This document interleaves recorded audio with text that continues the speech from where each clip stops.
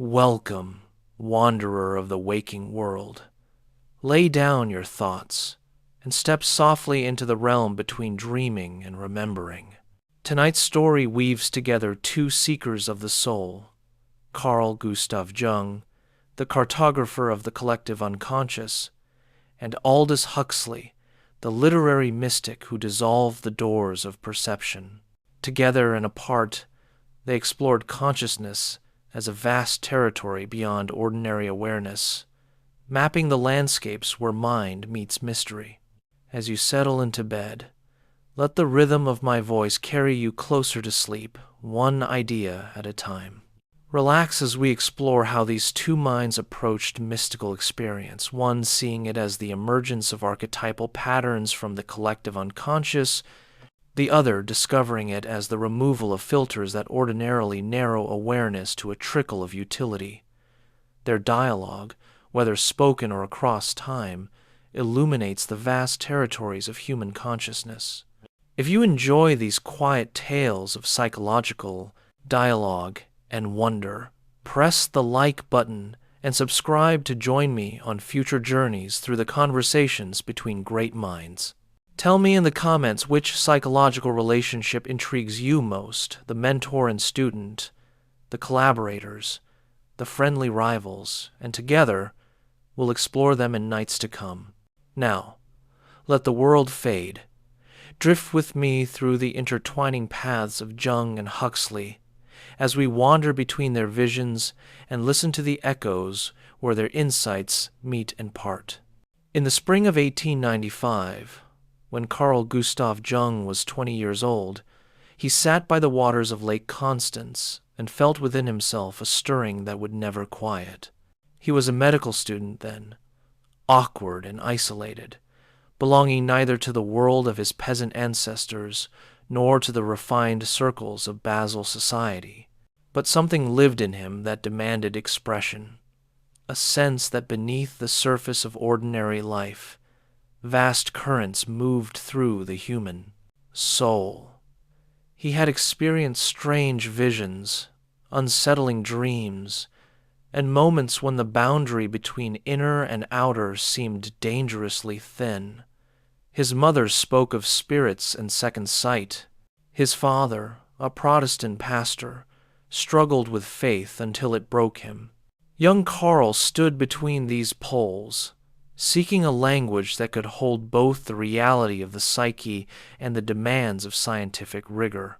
By the time Jung was formulating his earliest theories about the collective unconscious in the 1910s and 20s, establishing his practice in Kusnacht and recovering from his own descent into the unconscious that followed his break with Freud, another young man was coming of age in the rarefied atmosphere of English intellectual life.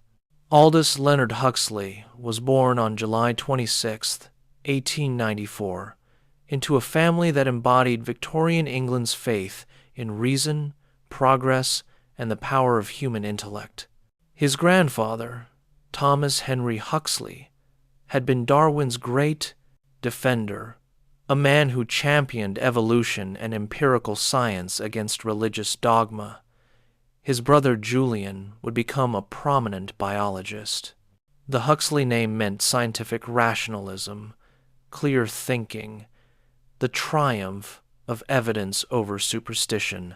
And yet, Aldous Huxley would spend his life undermining the very certainties his family represented, not through rejection but through expansion, showing that rationalism itself was a kind of filter, a reduction of the vast spectrum of human experience to a manageable frequency.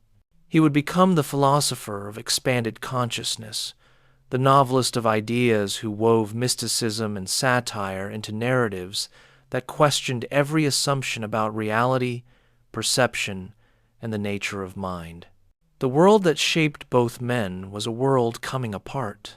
Jung grew up in the shadow of the 19th century's collapse, watching the confident materialism of his era fail to account for the depths he sensed in himself and his patients. Huxley came of age. During the First World War, that catastrophic demonstration that civilization was a thin veneer over something far more primal and destructive. Both men would spend their lives trying to address a crisis they saw clearly. Humanity had lost contact with the sources of meaning, with the dimensions of experience that made life sacred rather than merely mechanical. Jung's path led him through medicine and psychiatry. He trained under Eugen Bleuler at the Bergholzli Hospital in Zurich, where he worked with schizophrenic patients and developed his word association tests. He studied with Pierre Janet in Paris, learning about dissociation and the multiplicity of consciousness. He corresponded with Sigmund Freud, eventually meeting him in 1907 for a conversation that lasted 13 hours. For several years, Jung was Freud's chosen successor, the crown prince of psychoanalysis. But Jung could not accept Freud's insistence that sexuality was the primary drive, the root, explanation for all psychological phenomena. Jung sensed something broader, deeper, more numinous. He experienced the psyche, not as a mechanism of repression and sublimation, but as a living cosmos, full of autonomous powers, ancestral wisdom, and spiritual urgency. When the break with Freud came in 1913, Jung entered a period he would later call his confrontation with the unconscious. For several years, he deliberately withdrew from external life and turned inward, recording his visions and fantasies in the notebooks that would eventually become the Red Book.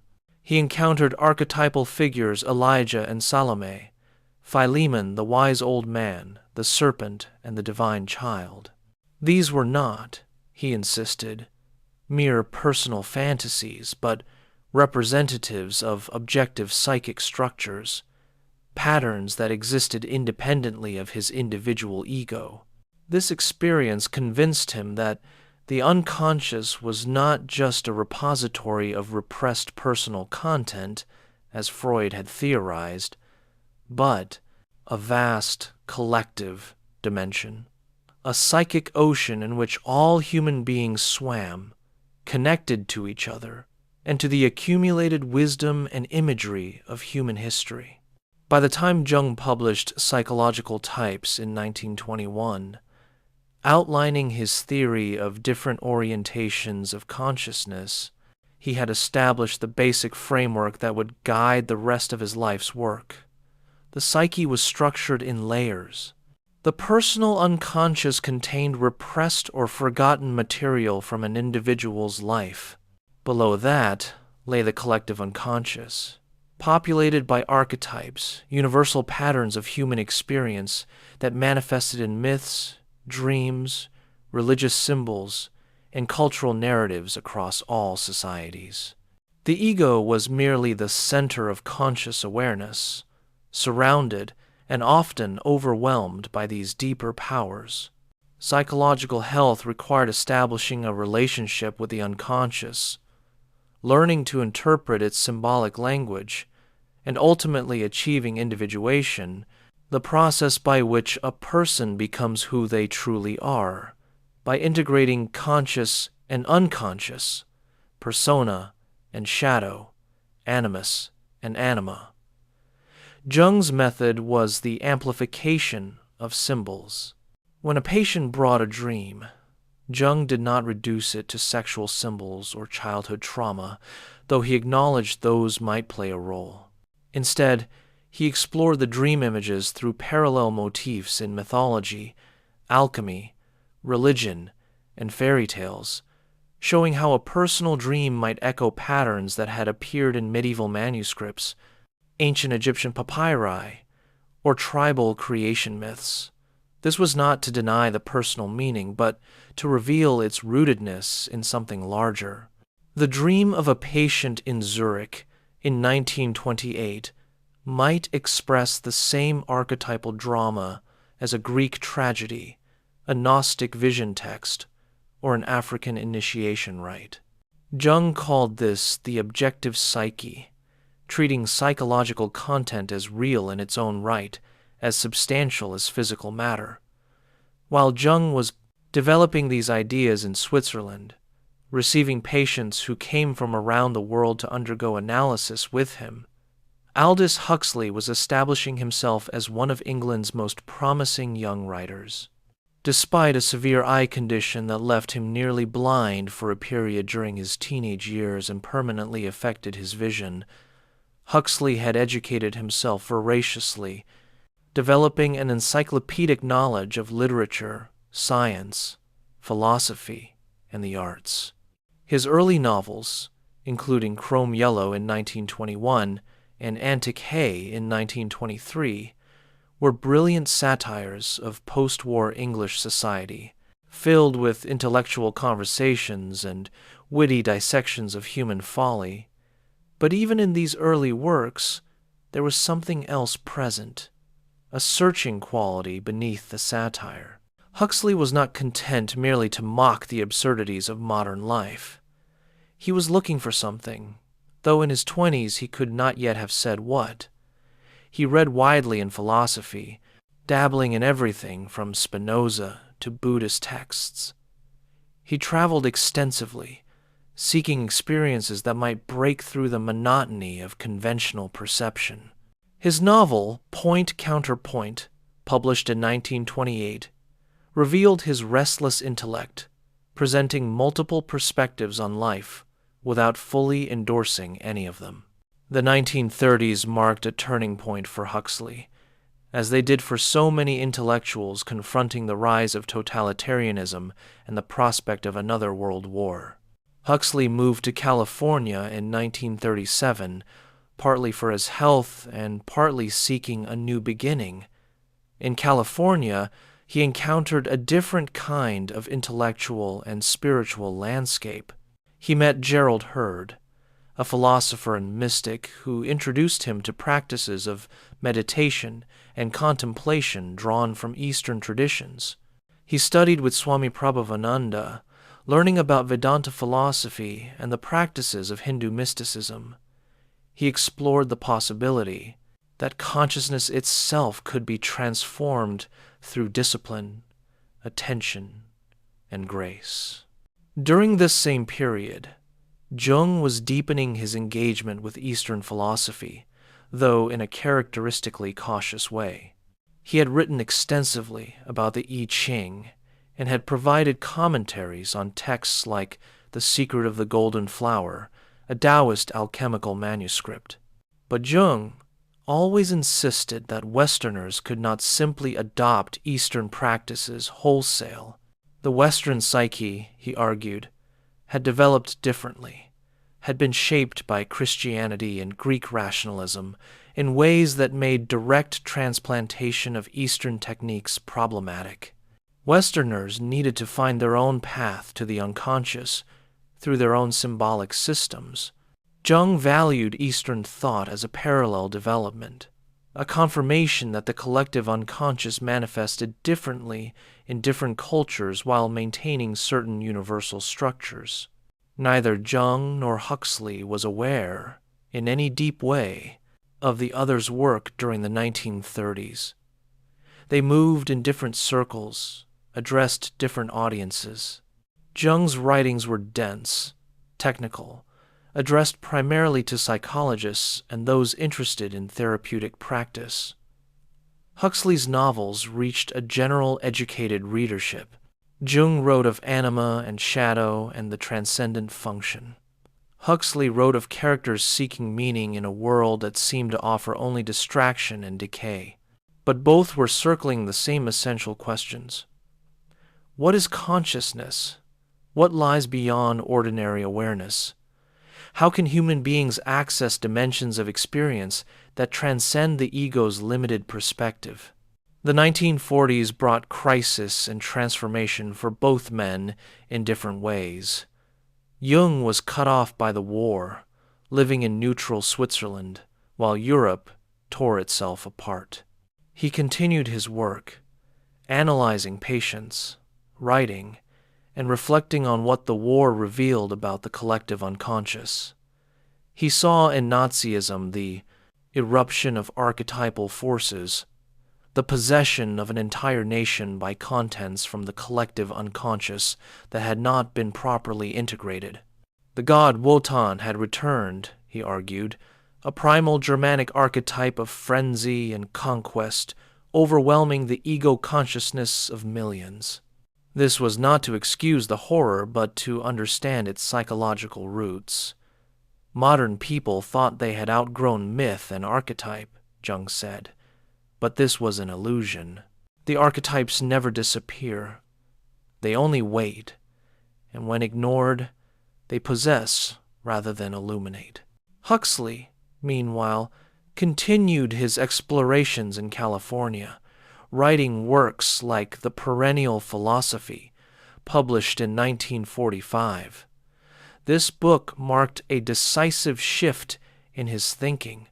It was an anthology of mystical writings from various traditions, Hindu, Buddhist, Christian, Sufi, Taoist, all pointing toward the same fundamental insight, that ordinary consciousness is a veil, that beneath the multiplicity of the phenomenal world lies a unified reality, and that human beings can, through practice and grace, experience this reality directly. Huxley argued that all the great mystical traditions taught essentially the same thing, expressed in different cultural languages.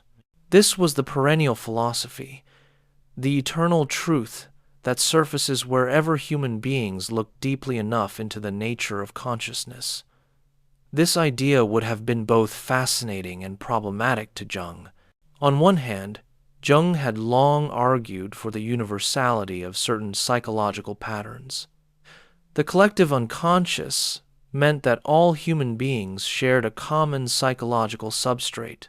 Myths from different cultures showed remarkable similarities because they drew from the same archetypal wellspring.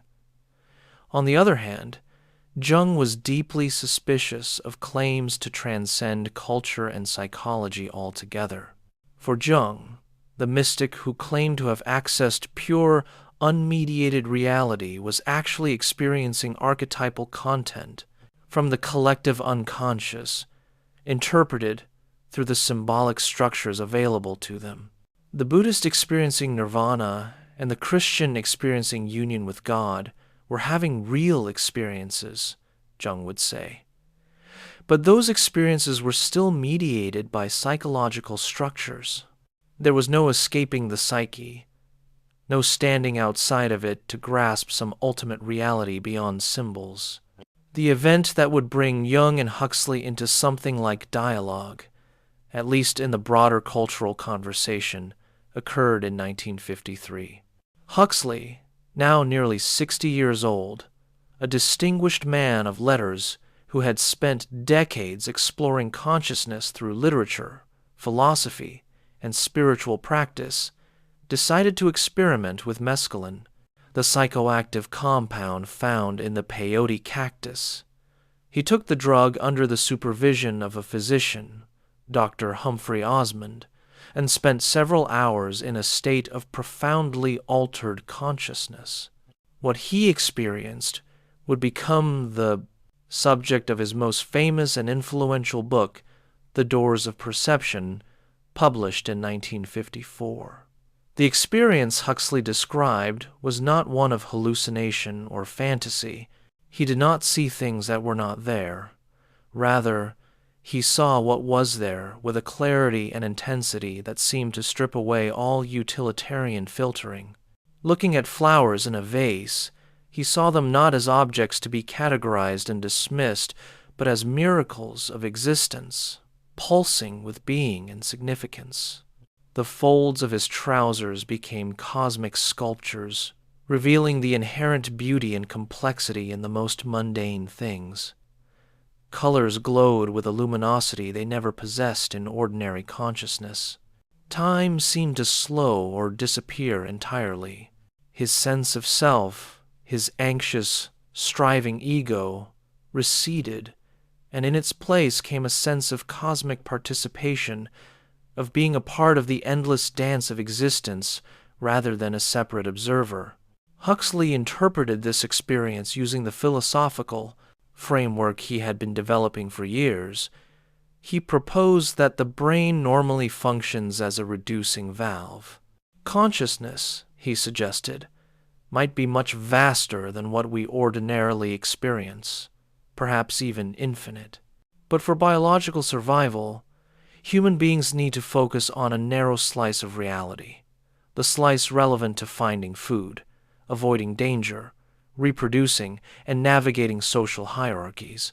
The brain filters out the vast majority of potential awareness, allowing through only what is biologically useful. This is why ordinary consciousness feels constrained, why life often seems flat and routine. We are not perceiving reality as it is. We are perceiving a drastically reduced, utilitarian map of reality. Mescaline, Huxley argued, temporarily reduced the efficiency of this reducing valve. It did not create new perceptions, but removed some of the filters, allowing more of reality to flood into awareness.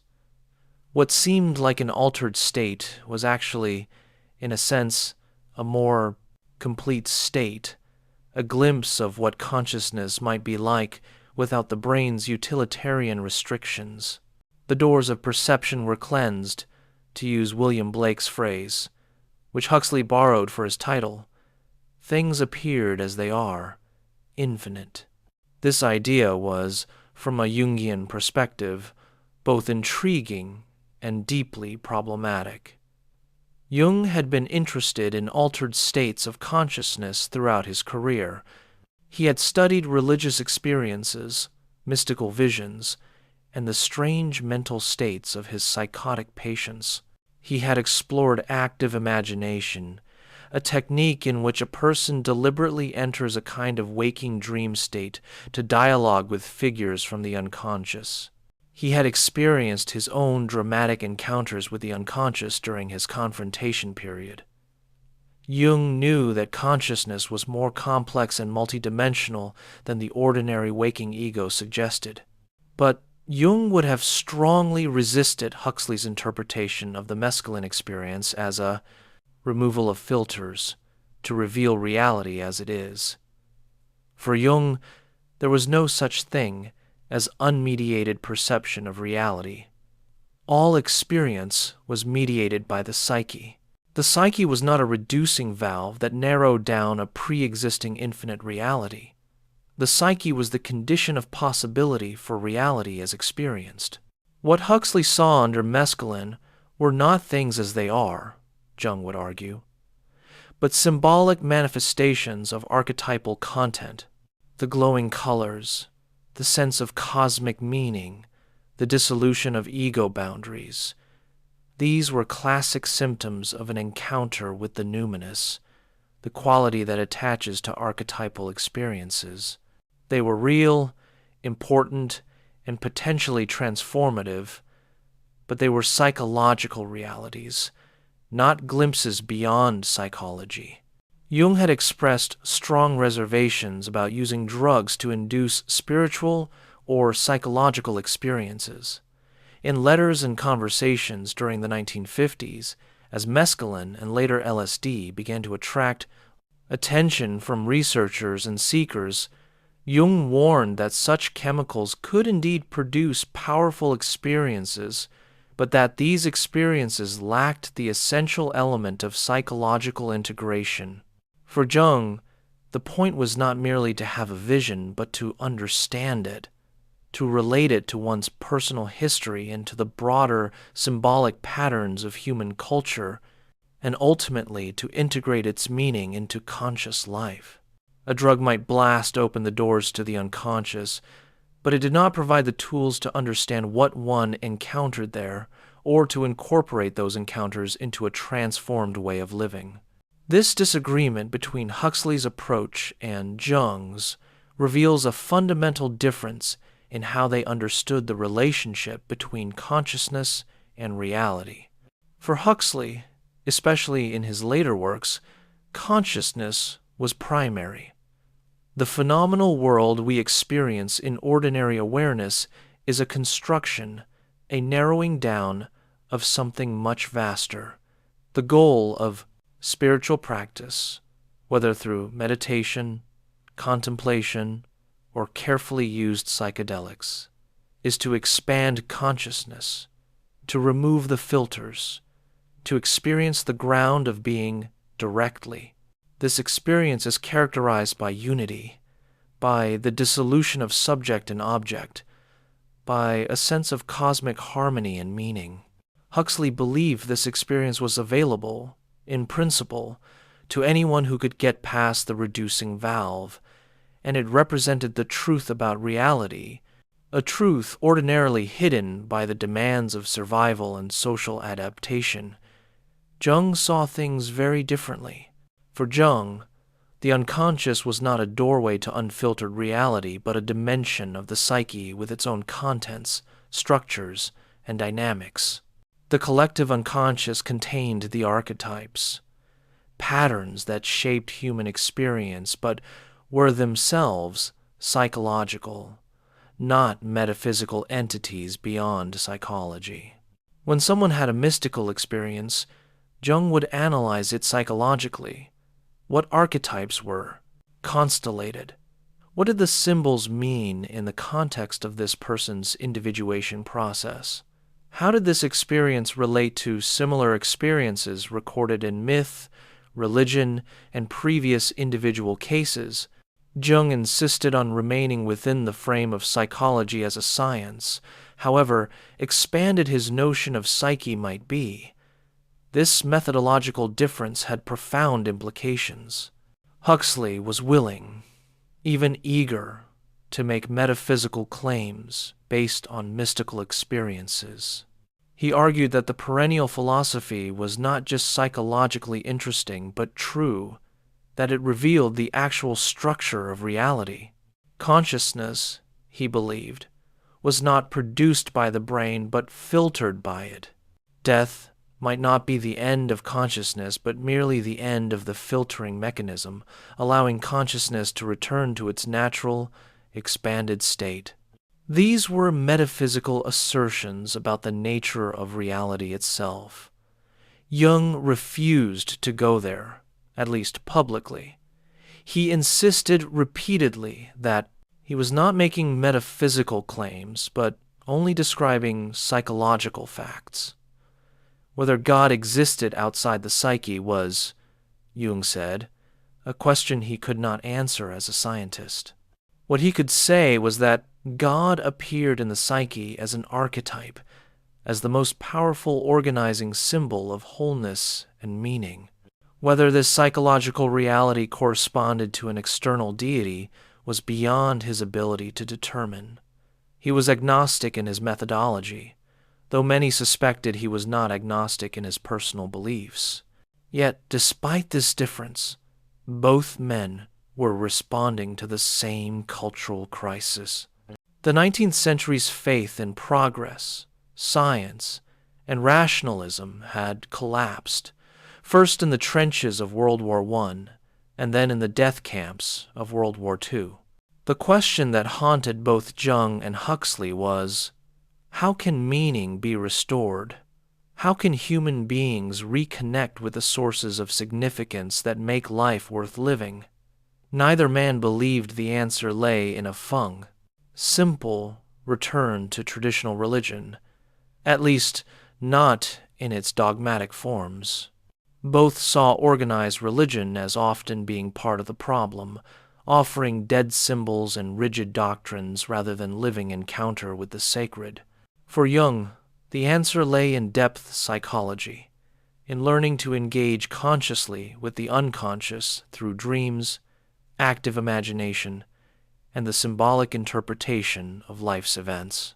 The individual had to undertake the journey of individuation, coming to terms with the shadow, developing a relationship with the contrasexual aspects of the psyche, the anima or animus, and ultimately experiencing the self, the archetype of wholeness that represented the totality of the psyche, conscious and unconscious together.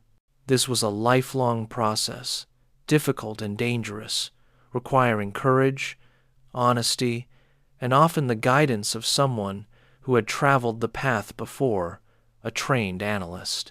For Huxley, the answer lay in the transformation of consciousness itself. He believed that human beings needed to learn techniques for expanding awareness beyond the narrow, anxious focus of the everyday ego. This might involve traditional contemplative practices like meditation and prayer, but Huxley became increasingly convinced that psychedelic substances could play a legitimate role. He saw them not as recreational drugs, but as sacraments, tools that could facilitate genuine spiritual insight if used respectfully and in the right context. Huxley coined the term psychedelic from the Greek words for mind and manifest to describe these substances.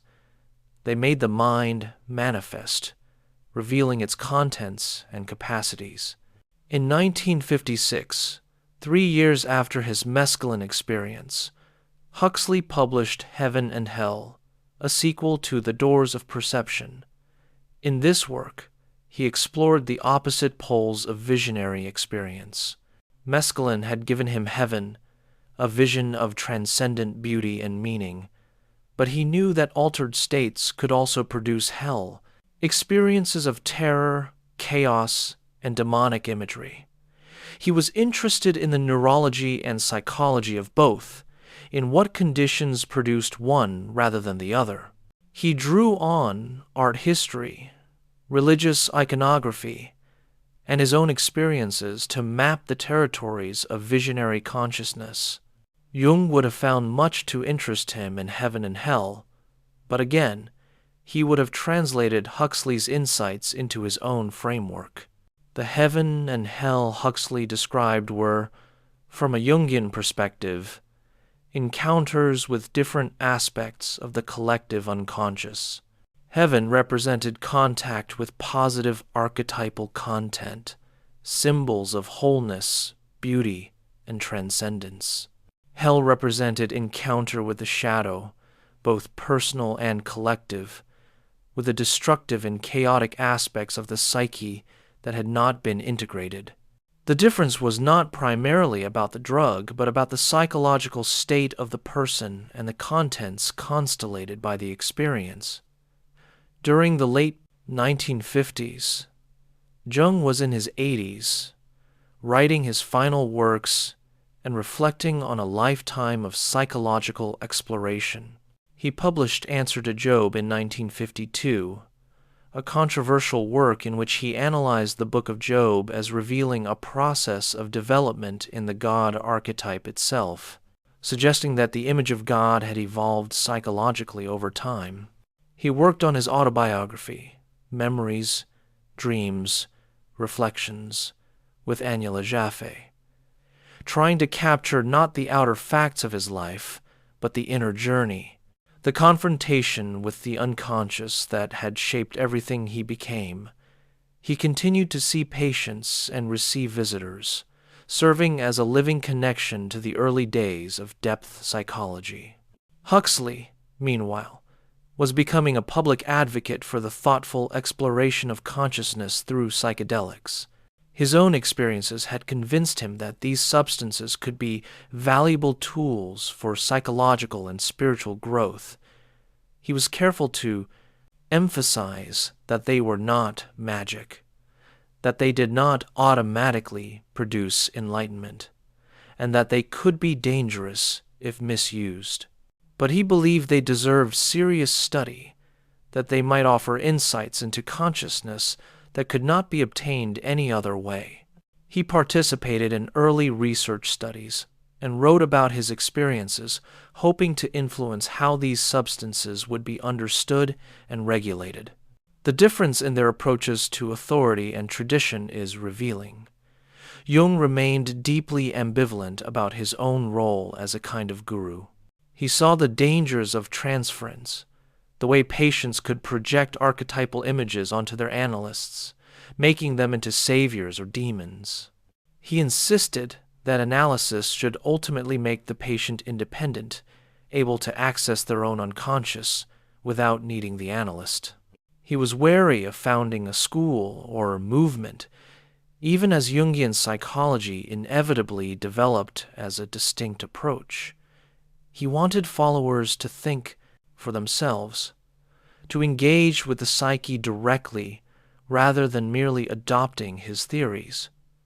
Huxley, by contrast, was more willing to embrace the role of teacher and guide, though he too had his reservations. He wrote accessibly, trying to make profound ideas available to general readers. He participated in lectures and conferences. He was willing to advocate publicly for unpopular positions if he believed they were important.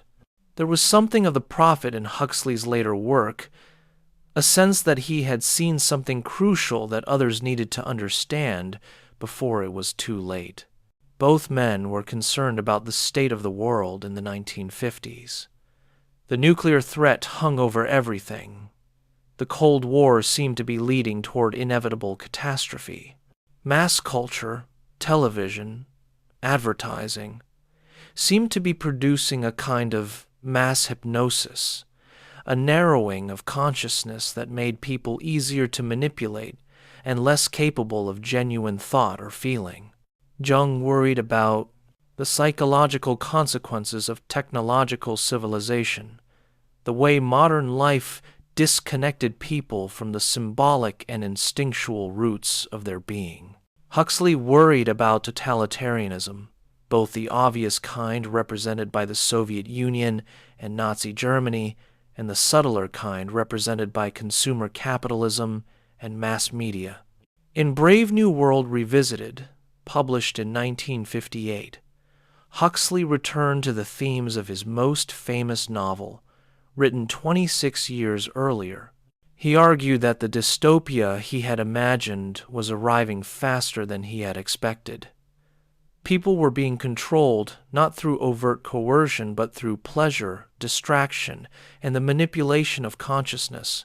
They were losing the capacity for critical thought, for deep feeling, for genuine individuality.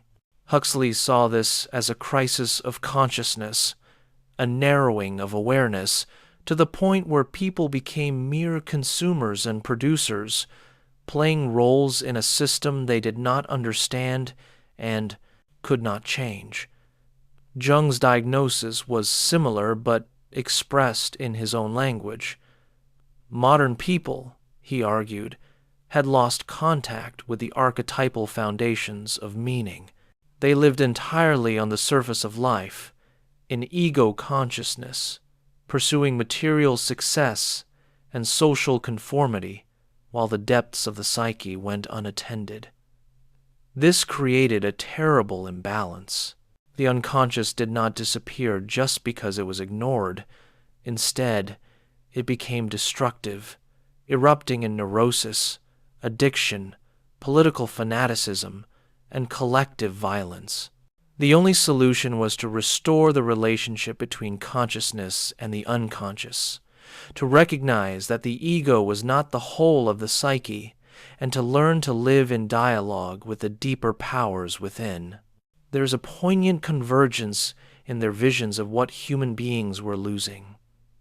Both saw the deadness, the flatness, that characterized so much of modern experience.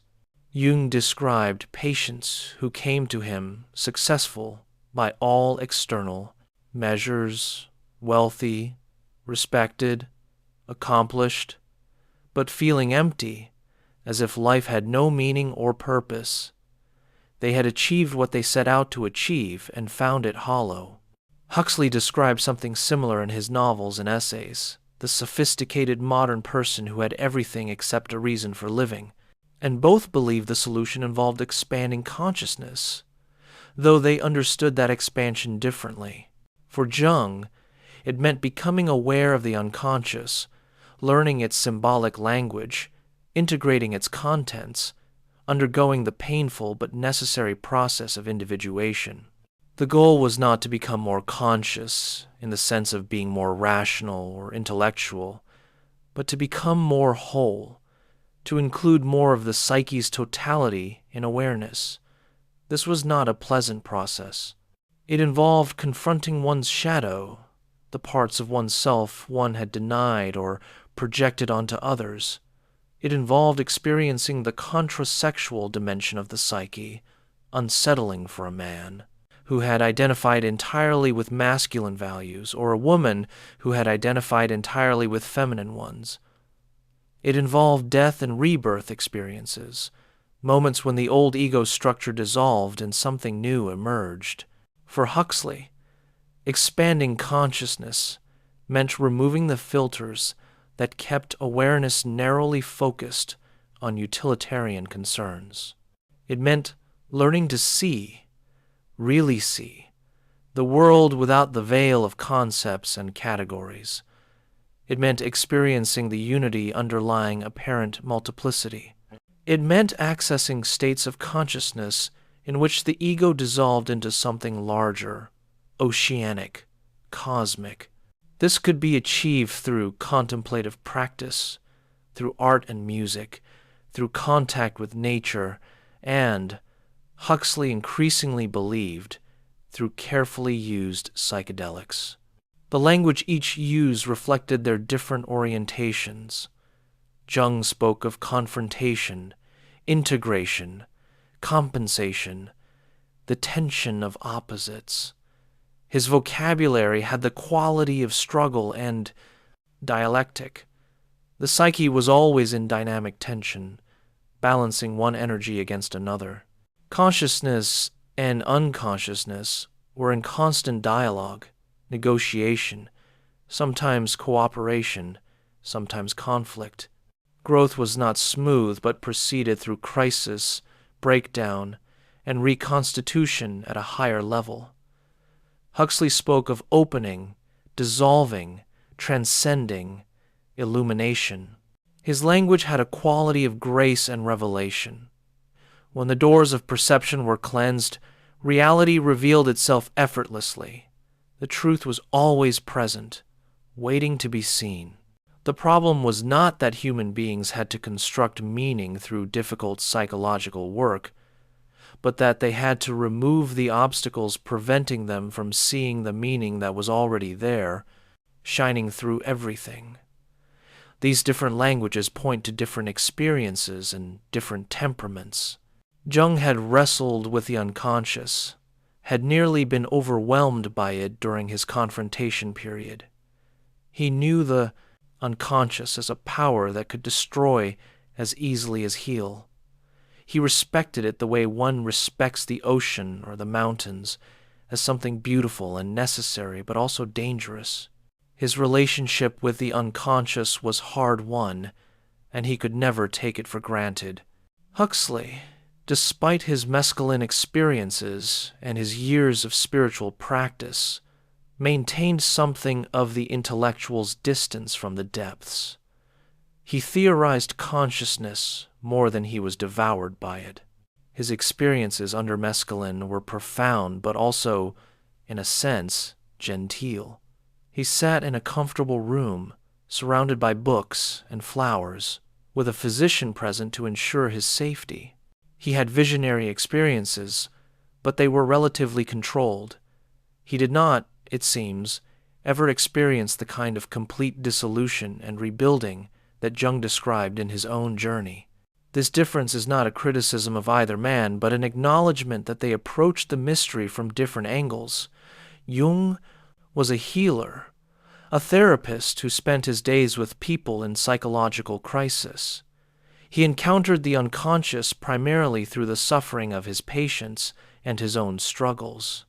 The archetypes he described often appeared first as symptoms, as strange compulsions or paralyzing anxieties or destructive patterns that people could not escape. Only through painstaking analysis did these symptoms reveal themselves as meaningful, as expressions of archetypal dramas seeking to be lived consciously. Huxley was a writer and philosopher, someone who worked primarily with ideas and their expression. He encountered consciousness through literature, through the reading of mystical texts, through conversations with interesting people, and through deliberate experiments designed to expand his awareness. His approach was more cerebral, even when dealing with the most non-cerebral experiences. He wanted to understand, to articulate, to communicate what he had learned. In 1961, Jung died at his home in Küsnacht, Switzerland. He was 85 years old. He had seen the 20th century transform the world, had witnessed 2 world wars, had watched the rise and fall of totalitarian regimes, and had developed a psychology that tried to address the crisis he saw at the heart of modern life. His influence was vast, but diffuse. He had founded no formal school, had written works that were often difficult and contradictory, had made claims that many scientists found unverifiable, but he had opened a territory that others would continue to explore, a recognition that the psyche was deeper and stranger than the early behaviorists and reductionists imagined. Huxley lived another 2 years. In November of 1963, as he lay dying of cancer in Los Angeles, he asked his wife Laura to give him LSD. He wanted to die consciously, with expanded awareness, experiencing death not as an end, but as a transition. She agreed, and he died in an altered state of consciousness, reportedly peaceful and aware. The date was November 22nd, 1963, the same day that President Kennedy was assassinated. The news of Kennedy's death dominated the media, and Huxley's passing was barely noted at the time. But the manner of his death was characteristic. He had spent his life exploring consciousness, and he approached death as the ultimate alteration of consciousness, the final door through which perception might pass. Now, as you rest here, consider what we have learned about these 2 men in their context. Jung, the Swiss psychiatrist, steeped in the symbolic traditions of Western culture, alchemy, Christianity, Greek philosophy, Germanic myth. Huxley, the English intellectual, open to Eastern wisdom, Buddhist mindfulness, Hindu Vedanta, drawing on traditions from everywhere in his search for the perennial philosophy. Jung insisting that experiences remain within the bounds of psychological interpretation, that we speak of psychic realities rather than metaphysical ones. Huxley willing to make bolder claims, to suggest that mystical experience reveals something about reality itself, not just about the structure of the psyche. They never met, these 2 seekers. They never sat down for a conversation, though such a conversation might have illuminated much. But their works address each other across the space between them, asking the same questions, offering different answers, pointing toward a mystery that neither could fully capture in words. Let yourself sink deeper now as we move into the heart of their dialogue, where their ideas meet and diverge, where we can place their different visions side by side and see what each reveals about the territory they both explored. The question of what consciousness is and what it might become stands at the center of both Jung's and Huxley's work, but they arrived at the question through different doors. For Jung, consciousness was always understood in relation to the unconscious. You could not speak of one without the other. They were complementary aspects of the total psyche, in constant dynamic relationship. Consciousness was like the visible part of the moon, the illuminated face, but it existed only because there was a vast dark body behind it, unseen, but always present, always influencing the light we saw. Jung described consciousness as having structure and quality. The structure included functions and attitudes. The 4 functions were thinking, feeling, sensation, and intuition. Each person had a dominant function, the one they relied on most to navigate the world, and an inferior function, the one they were least comfortable with, and that often carried material from the unconscious. Thinking types tried to understand the world through logic and analysis. Feeling types evaluated things in terms of values and relationships. Sensation types were grounded in concrete, immediate reality. Intuitive types perceived possibilities and patterns beyond what was immediately present. The two attitudes were extroversion and introversion. Extroverts oriented themselves primarily toward the external world of objects and people. Introverts oriented themselves primarily toward the internal world of thoughts and feelings. Jung stressed that everyone used all functions and both attitudes at different times, but each person had a characteristic pattern, a typical way of engaging with reality, and critically, whatever was not developed in consciousness appeared in the unconscious in primitive form. The brilliant thinking type had feelings but experienced them as crude and overwhelming because they had never been integrated into consciousness. The sensation type had intuitions but experienced them as weird hunches rather than reliable insights. This structure of consciousness was not arbitrary, Jung insisted. It reflected the nature of the psyche itself. You could not choose to have a different structure any more than you could choose to have a different body type. What you could do was become aware of your structure, acknowledge your limitations, and work to develop your inferior functions rather than remaining one-sided. The goal of individuation was not to become the same as everyone else, but to become more fully yourself, which meant including more of the psyche's totality. Huxley had a very different model. He was less interested in the structure of consciousness than in its capacity. For Huxley, especially after his mescaline experience, consciousness was like a spotlight, or, to use his own metaphor, like a stream flowing through a valve. The question was not what functions you used, but how much of reality you were aware of at any given moment. In ordinary waking consciousness, the valve was nearly closed. You were aware of a tiny fraction of what was potentially available to awareness. This narrow focus was useful for survival. If you were constantly overwhelmed by the infinite details and possibilities of each moment, you would not be able to act effectively. You would stand paralyzed by the beauty of a flower instead of picking it, planting it, or moving past it to accomplish your task. But this narrowing came at a cost. It made life feel impoverished, reduced. You experienced yourself as separate from the world, a subject confronting objects. You experienced time as a pressure, always having to get from one moment to the next, never simply being in the moment. You experienced meaning as something you had to construct or find, rather than something immediately present in the shining existence of things. The reducing valve was necessary but tragic.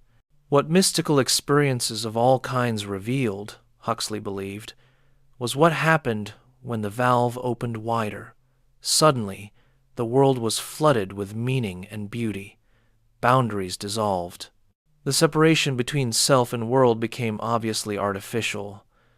Time became less linear, more circular, or even absent. The ordinary things that you had looked at 1,000 times without really seeing them, a chair, a book, a patch of sunlight, revealed themselves as inexhaustibly rich and strange. You had not left ordinary reality for some other realm. You had simply become able to see ordinary reality without the filters. This was a fundamentally different model from Jung's. For Jung, the mystical experience was not about seeing ordinary reality more clearly, but about encountering the archetypal dimension, a different level of psychic reality altogether. When someone had a vision of divine figures or felt a sense of cosmic oneness, They were not perceiving the external world without filters. They were perceiving contents from the collective unconscious. These contents were real, important, laden with meaning, but they were psychological realities, not the physical world stripped of conceptual overlays.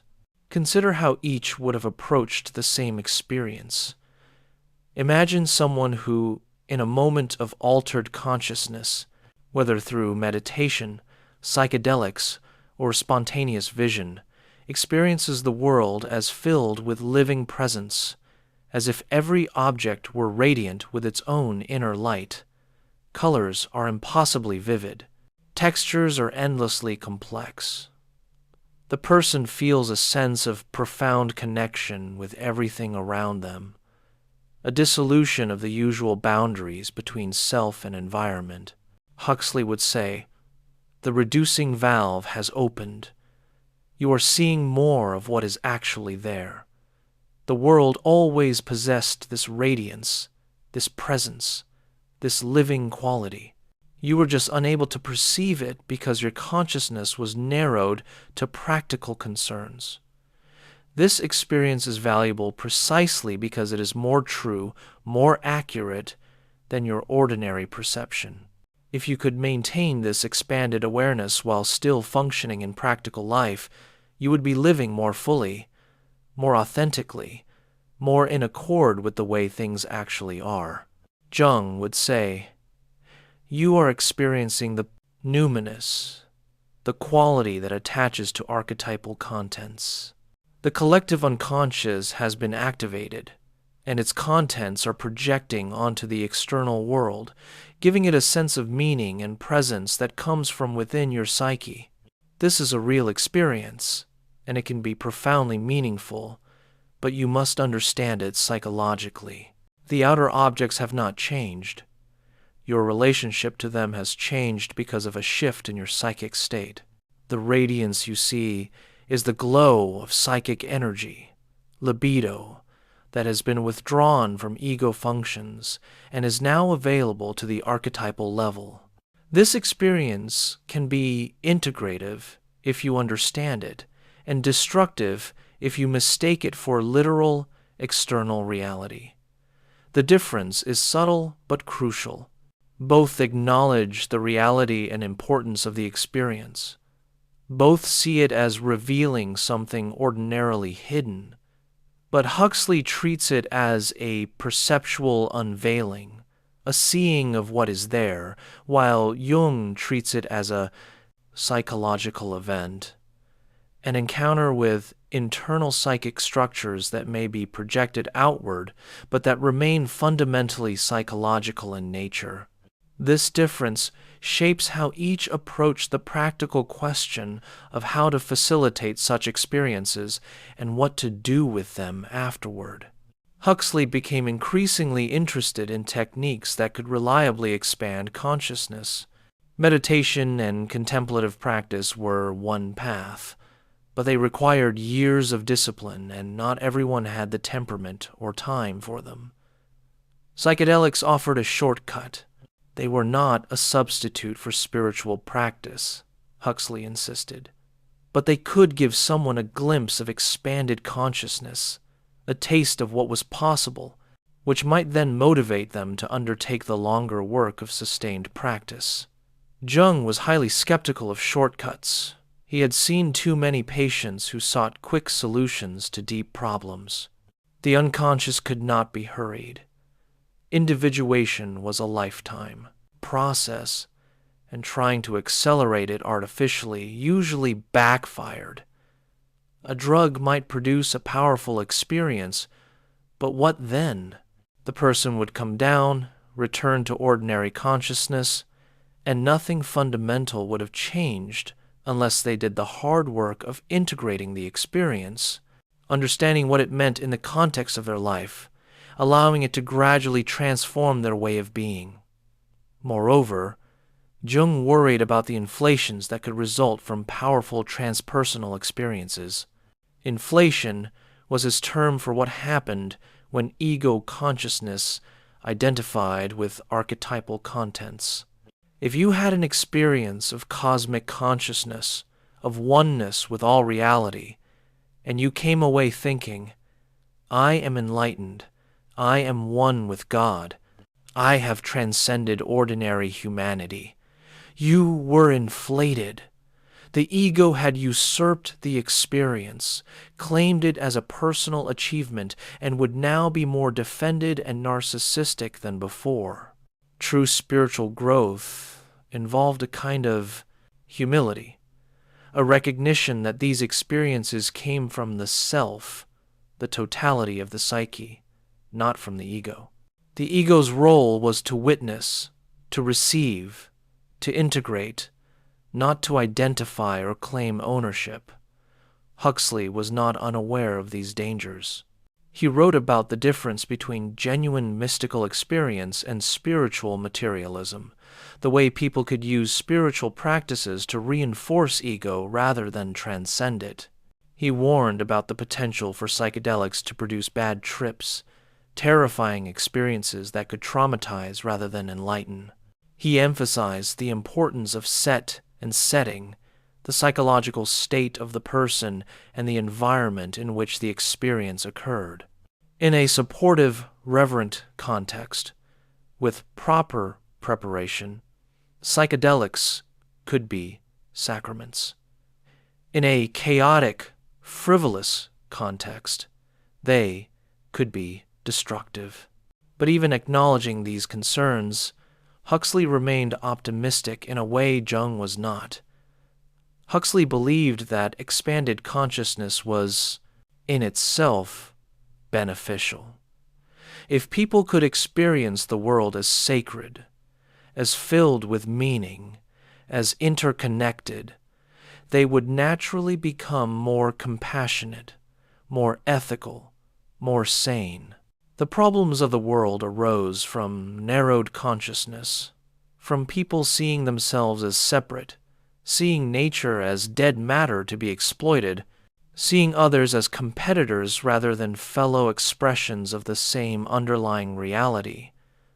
Open the doors of perception widely enough, and people would see through these illusions. Jung was more pessimistic, or perhaps more realistic. He had seen that encounters with the unconscious could go very wrong. Psychosis was a kind of influx from the unconscious that overwhelmed consciousness rather than enriching it. Possession by archetypal contents could produce fanaticism rather than wisdom. Simply experiencing the numinous did not guarantee ethical transformation. The history of religion was full of people who had had powerful spiritual experiences and then used them to justify cruelty, domination, and violence. They had experienced the archetype, but they had not integrated it. They had become its instrument rather than its conscious mediator. This points to a difference in how they understood the relationship between consciousness and morality. Huxley believed that expanded consciousness naturally led to better behavior. If you experienced your fundamental unity with all beings, you would not want to harm them any more than you would want to harm yourself. Mystical experience was inherently ethical because it dissolved the illusion of separation that made cruelty possible. Jung believed that consciousness and morality were related, but not in such a direct way. Becoming more conscious meant becoming aware of your shadow, the parts of yourself you had denied or projected. This was often deeply uncomfortable. You discovered capacities for pettiness, cruelty, selfishness that you had always attributed to others. Integrating the shadow did not mean acting on these impulses, but rather acknowledging them, understanding them, and taking responsibility for them. Paradoxically, accepting your capacity for evil was what allowed you to choose good consciously, rather than simply acting good because you had repressed all alternative impulses. Moreover, Jung saw that the collective unconscious contained both creative and destructive potentials. The archetypes were morally ambivalent, The mother archetype could manifest as nurturing and life-giving, but also as devouring and possessive. The father archetype could manifest as protective authority, but also as tyrannical oppression. The self, the archetype of wholeness, could bring integration, but also demanded sacrifices that the ego was reluctant to make. Encountering archetypal contents was not a simple matter of receiving wisdom and light. It was entering a realm of powers that had their own agendas, not always aligned with what the ego wanted, or even with conventional morality. This is where Jung's emphasis on symbolic interpretation becomes crucial. The point was not to obey the unconscious or to be overwhelmed by it, but to engage with it consciously, to understand what it was communicating through its symbols, and to find a way to live that honored both consciousness and the unconscious, both ego and self, both individual and collective. This required discernment, the ability to distinguish one archetypal pattern from another, to recognize when one was being called to growth and when one was being tempted into inflation or regression. Huxley's approach was less hermeneutic, less focused on interpretation. The experience itself was the point. Yes, one had to make sense of it afterward, integrate it into one's worldview and way of living, but the primary value was in the experience of expanded awareness, the direct perception of reality beyond the reducing valve. Interpretation could come later, and it should be guided by the perennial philosophy. The recognition that all genuine mystical experiences pointed toward the same underlying truth, that the phenomenal world of multiplicity arises from and returns to a ground of being that is unitive, timeless, and ultimately beyond conceptualization. This difference reflects their different backgrounds and influences. Jung was steeped in hermeneutics, the interpretation of texts and symbols. He had studied theology, philosophy, and mythology. He approached dreams the way a medieval scholar approached scripture, looking for layers of meaning, parallels in other sources, hidden connections. His method was fundamentally comparative and interpretive. A symbol was not a sign with one fixed meaning, but a living reality that meant different things in different contexts, while also carrying something constant across contexts. Huxley came from the literary and philosophical tradition. He was interested in ideas, in articulating clearly what could be known and understood. When he turned to mysticism, he brought this same clarity and articulateness. He wanted to explain what mystical experience revealed, to translate it into language that educated people could grasp. He had little patience for obscurity or mystification. The perennial philosophy, as he presented it, was straightforward in its claims, however extraordinary those claims might be. Consciousness is not produced by matter. The self is not the ego. Reality is not fundamentally separate and multiple. Direct knowledge of the ground of being is possible. Jung would have found some of these claims too bold, too unguarded. He preferred to speak of psychic realities, of what appeared within the psyche, rather than making assertions about reality beyond the psyche. This was partly methodological caution, partly genuine agnosticism. Jung insisted he did not know whether the archetypes were purely psychological or whether they pointed to some objective metaphysical reality. He experienced them as autonomous, as having their own life and purpose, but he could not determine whether this autonomy was intrapsychic or whether it indicated something beyond psychology altogether. There is a fascinating moment in Jung's autobiography where he describes a conversation with a Native American, Chief Mountain Lake of the Taos Pueblo. The chief tells Jung that white people seem mad, always restless, always seeking, with cruel eyes. Jung asks what he means, and the chief says that white people think with their heads, whereas his people think with their hearts. Jung is struck by this, recognizing a fundamental difference in consciousness. The chief lives in a more holistic relationship with the world, seeing himself as participant in sacred cycles rather than as an isolated ego confronting an alien world. Huxley would have loved this story and would have seen it as an example of how indigenous cultures maintained a less reduced consciousness, a more direct relationship with the sacred, the Taos Pueblo. People had not yet been fully subjected to the reducing valve of industrial civilization. They still experienced the world as alive, as meaningful, as interconnected. This was not primitive or backwards. It was a preservation of what Western culture had lost. Jung did love the story, clearly, but he interpreted it differently. He saw it as an example of a different cultural psychological development. The Taos people lived in a more participation mystique, a less differentiated state where subject and object, human and nature, were not sharply separated. This had enormous value, a rootedness and wholeness that Western consciousness lacked, but it also had limitations. It did not allow for the kind of individual differentiation, the ego consciousness, that had developed in the West. Jung believed that consciousness itself had evolved over historical time, that the sharp ego awareness characteristic of modern Western people was a real development, not just a loss.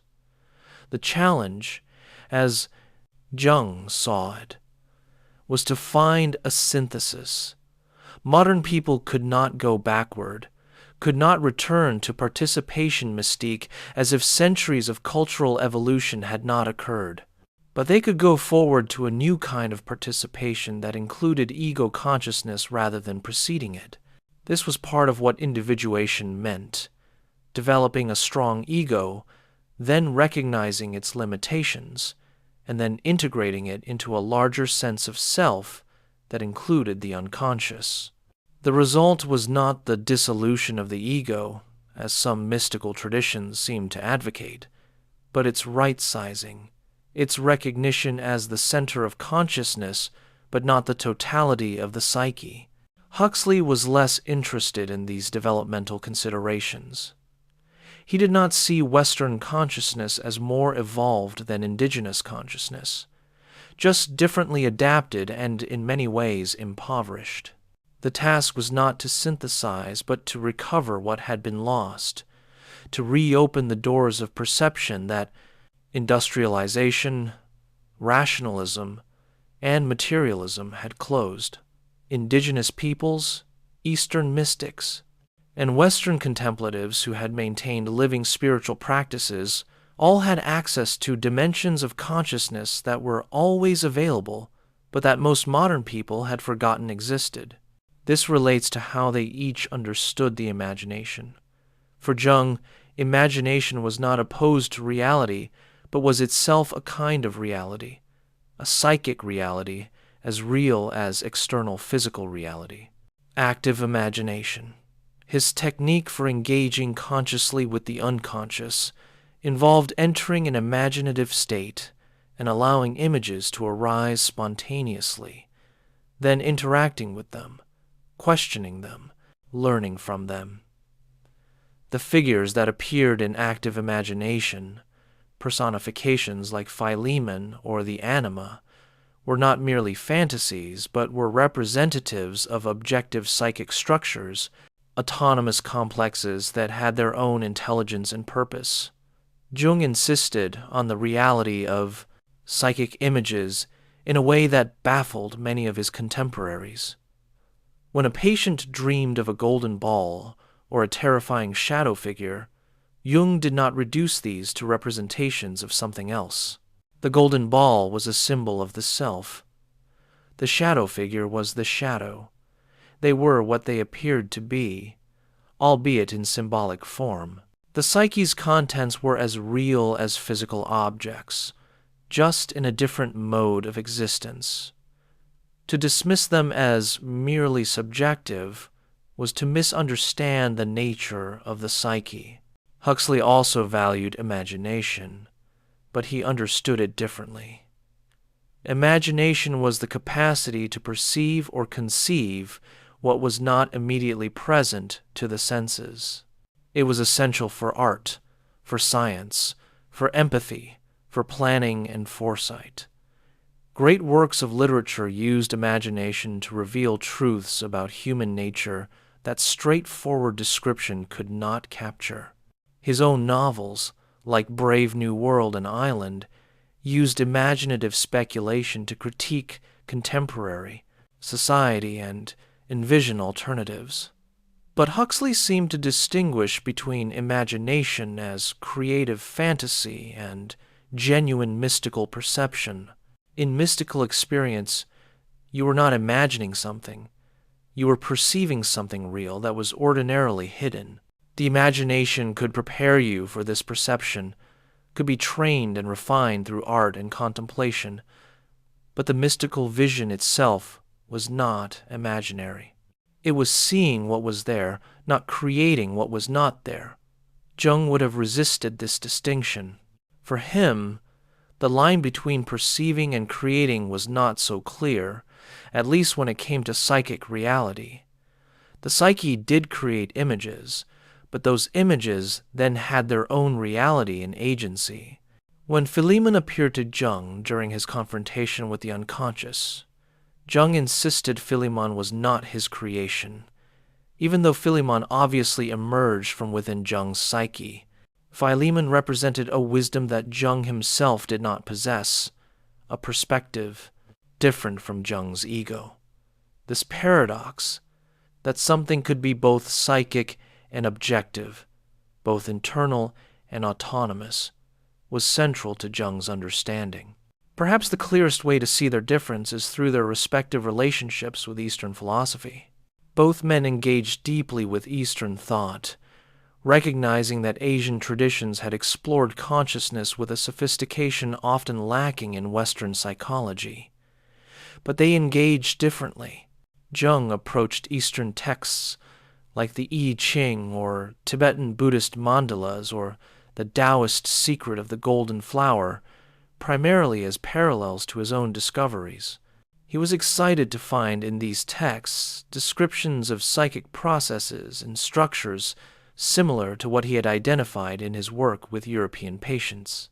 The mandala, a circular image representing wholeness, appeared in Tibetan Buddhism as a meditation aid, but also spontaneously in the dreams and paintings of Jung's patients who knew nothing of Buddhism. This confirmed Jung's hypothesis about the collective unconscious. Different cultures generated similar symbols because they drew from the same archetypal substrate. But Jung warned against Westerners simply adopting Eastern practices. The Westerner who tried to become a Hindu or Buddhist was, in Jung's view, evading their own cultural psychological heritage.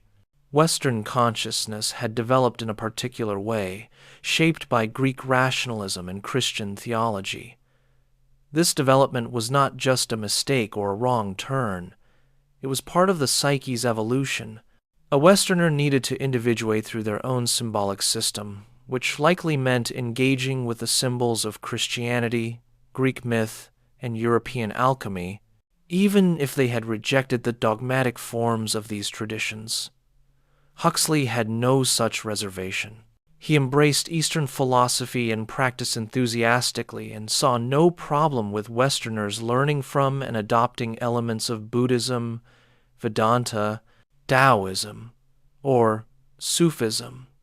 These traditions were part of the perennial philosophy, universal teachings that belong to all humanity, not just to the cultures where they originated. If meditation or the concept of no self or the practice of mindfulness could help a Westerner expand consciousness, there was no reason not to use them. Huxley studied with Swami Prabhavananda and learned Vedantic meditation. He read extensively in Buddhist texts. In his novel Island, published in 1962, he imagined a utopian society that combined the best of Eastern and Western wisdom, using both scientific rationality and mystical practice, both technological skill and contemplative awareness. The inhabitants of his fictional island of Pala practiced meditation, used psychedelic mushrooms sacramentally, raised children with psychological sophistication, and lived in harmony with nature. It was a vision of what human life could be if consciousness were expanded and society reorganized accordingly. Jung would have found Island interesting, but ultimately naive. Jung did not believe in utopias. He had seen too much of the shadow, both personal and collective. Any attempt to create a perfect society would founder on the reality of the unconscious. The very rationality and planning that went into creating a utopia would constellate its opposite. The shadow elements that were excluded or denied would return with destructive force. This was not pessimism, but realism about the psyche's dynamics. Moreover, Jung believed that suffering had a purpose. The neurotic symptom, the psychological crisis, the dark night of the soul. These were not just problems to be solved, but were often the psyche's way of forcing development, of breaking down an inadequate conscious attitude to make room for something more comprehensive. A society that tried to eliminate all suffering through better social organization or expanded consciousness would be evading the necessity of individual transformation through struggle. Huxley was not quite as naive as Jung might have thought. Island includes its own shadows. The utopian society is fragile, vulnerable, ultimately destroyed by the greed and aggression of the surrounding world. Huxley knew that expanded consciousness did not automatically solve all problems, but he maintained hope that it could solve some problems, that a critical mass of people living with less reduced consciousness could create a better world. Jung's insistence on the permanent reality of the shadow sometimes shaded into a conservative acceptance of the status quo. If the unconscious would always subvert conscious intentions, why try to improve society? Why not just focus on individual psychological work? This tension between individual and collective transformation runs through both their works. Jung emphasized individuation. Society, he believed, did not individuate. Only individuals could do that. The best hope for a better collective future was more individuals undertaking their own psychological work, becoming less unconscious, less possessed by archetypal patterns they did not understand. If enough individuals achieved a better relationship with their unconscious, the collective might benefit. But there was no shortcut, no way to improve society directly without doing the individual work. Huxley oscillated between focusing on individual transformation and hoping for broader social change. His early novels satirized society without offering much hope. His later works, especially Island and his essays on education and human potential, suggested that systematic changes in how children were raised, how education was structured, how society was organized, could produce people with expanded consciousness as the norm rather than the exception. He was interested in the practical mechanisms that either facilitated or inhibited consciousness expansion, yet there is a strange convergence beneath this apparent difference. Both believed that the crisis of the modern world was ultimately a crisis of consciousness. Both believed that humanity had lost touch with something essential, whether you called it the collective unconscious, the perennial philosophy, the archetypal foundations of meaning, or the ground of being. Both believed that this reconnection required a kind of inner work, a willingness to go beyond ordinary ego awareness, to encounter dimensions of reality or psyche that were initially strange and frightening, and both believed that this work was urgent, that without it, humanity faced catastrophe, whether through nuclear war, totalitarianism, environmental destruction, or spiritual despair. The 1960s would see an explosion of interest in the very questions Jung and Huxley had been exploring. The counterculture, the psychedelic movement, the turn to Eastern spirituality, the human potential movement, all of these drew on ideas that Jung and Huxley had articulated. Jung's concepts of the shadow, the anima, and animus, the self, became part of popular psychological discourse. Huxley's writings on psychedelics and mysticism became foundational texts for those exploring consciousness. But there were also distortions. Jung's complex, careful psychology was sometimes reduced to simplistic typologies or New Age affirmations. Huxley's advocacy for psychedelics was taken as a license for recreational drug use, without the preparation, context, or reverence he had insisted upon. Both men had tried to chart a middle path. Jung between Freudian reductionism and uncritical mysticism, Huxley between scientific materialism and irrational obscurantism. The cultural movements that claimed them as inspirations often lurched to one extreme or another. Consider how each would have responded to the central claim the other made. Huxley claimed that mystical experience revealed reality as it is, beyond the filters of the reducing valve. Consciousness is primary.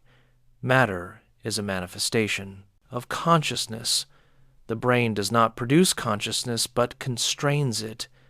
Mystical unity is the truth, and ordinary separateness is the illusion. Jung would reply, "You are describing an experience of the self, the archetype of wholeness. When the ego achieves a relationship with the self, it can indeed feel like a dissolution of boundaries, a sense of cosmic oneness. This is one of the most profound experiences a human being can have. But it is still a psychological experience. You are not escaping the psyche to perceive reality without mediation. You are encountering a deep structure within the psyche itself. The sense of oneness is real as a psychic fact, but it does not necessarily tell us about the nature of external reality. Moreover, if you identify with this experience, if you think, 'I am one with everything,' you are inflating. The ego is claiming for itself what belongs to the self." Jung claimed that archetypal contents from the collective unconscious were the real substance of mystical, religious, and profound psychological experiences. The gods, the symbols, the great myths, these were not human inventions, but were autonomous psychic entities that existed prior to and independent of any individual ego.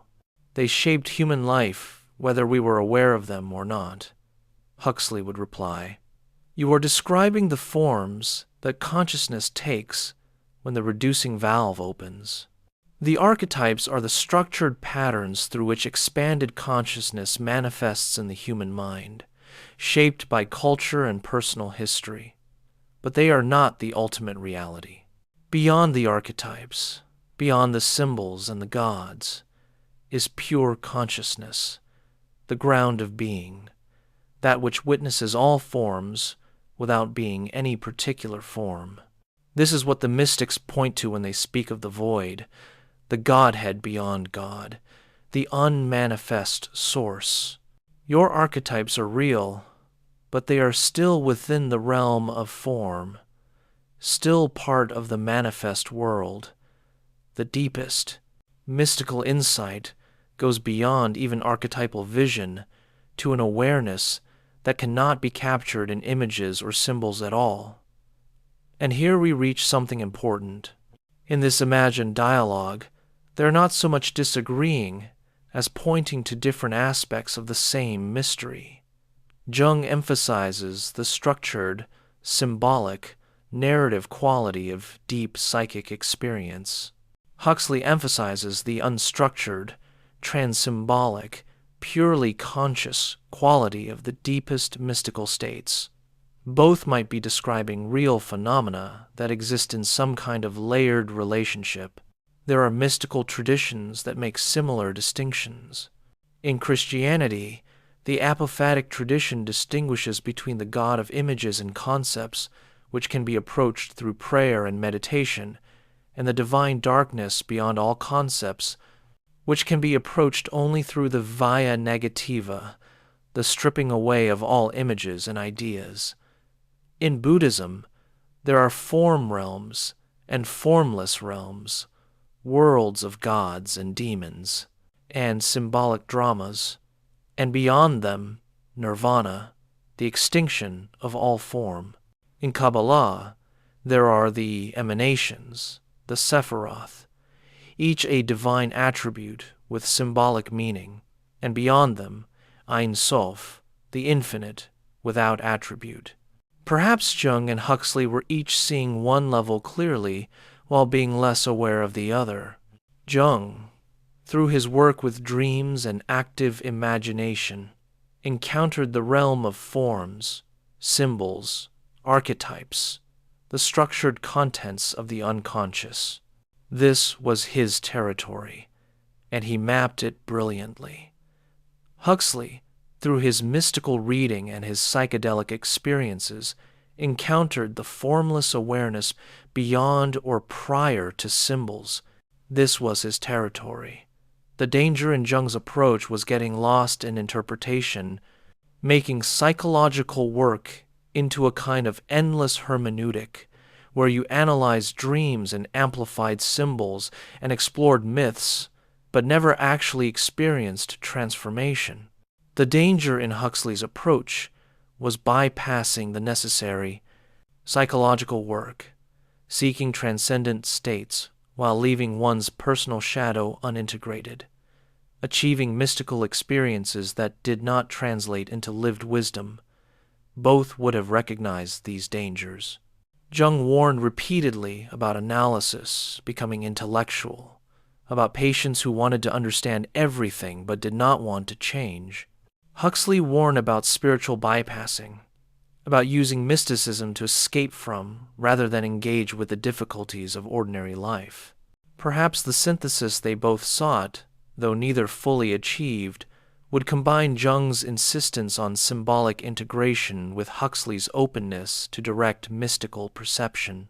You would work with your dreams, confront your shadow, develop a relationship with the archetypal dimensions of your psyche, doing the patient, careful work of individuation, and you would also cultivate the capacity for expanded awareness, learning to periodically loosen the reducing valve through meditation, contemplation, or other means, directly experiencing the ground of being. The symbolic work would give structure and meaning to the mystical experience. The mystical experience would provide energy and urgency to the symbolic work. This is, in fact, what many contemporary approaches attempt. Transpersonal psychology, founded partly on Jungian principles, tries to integrate depth psychological work with experiences of expanded consciousness. Contemplative psychotherapy combines meditation practice with therapeutic relationship. Psychedelic-assisted therapy, undergoing a renaissance in current research, uses substances like psilocybin or MDMA, not as standalone treatments, but embedded in a context of preparation and integration, explicitly recognizing that the drug experience alone is not sufficient. Yet these syntheses remain challenging, perhaps because Jung and Huxley were pointing to something genuinely paradoxical. Consciousness may indeed be structured and formless, symbolic and transsymbolic, personal and transpersonal, all at once. The psyche may be both a cosmos of autonomous powers and a reducing valve that filters infinite possibility. Experience may be both mediated by psychological structures and also, somehow, capable of transcending those structures to touch something beyond psychology itself. In the quiet of this moment, as you listen to these words and feel yourself drifting, you might notice that your own consciousness has these qualities. There is the stream of thoughts and images, the symbolic content of your mind, memories surfacing, dreams forming. And there is the awareness itself, that which witnesses the thoughts and images without being identical to any of them. Both are real, neither is reducible to the other. You are both the contents of consciousness and consciousness itself. Jung would tell you to pay attention to the contents, to the images and their meanings, to the stories your psyche is trying to tell. Huxley would tell you to rest in the awareness, to notice the spacious clarity that holds all contents. Both would be right. Both would be pointing to an aspect of the totality. Let yourself rest in that paradox. You do not need to resolve it, only to hold it, to feel how consciousness is both the light and everything the light illuminates, both the perceiver and the perceived, both the dreamer and the dream. As we move into the final part of our exploration, let us reflect on what their dialogue reveals about human nature, about the eternal questions their work continues to illuminate, about what it means to be a conscious being seeking to understand consciousness itself. There is something almost humorous, almost tender, in the spectacle of consciousness trying to understand itself. It is like an eye trying to see itself, a hand trying to grasp itself. All the tools we have for understanding, reason, language, symbols, introspection, are themselves part of what we are trying to understand.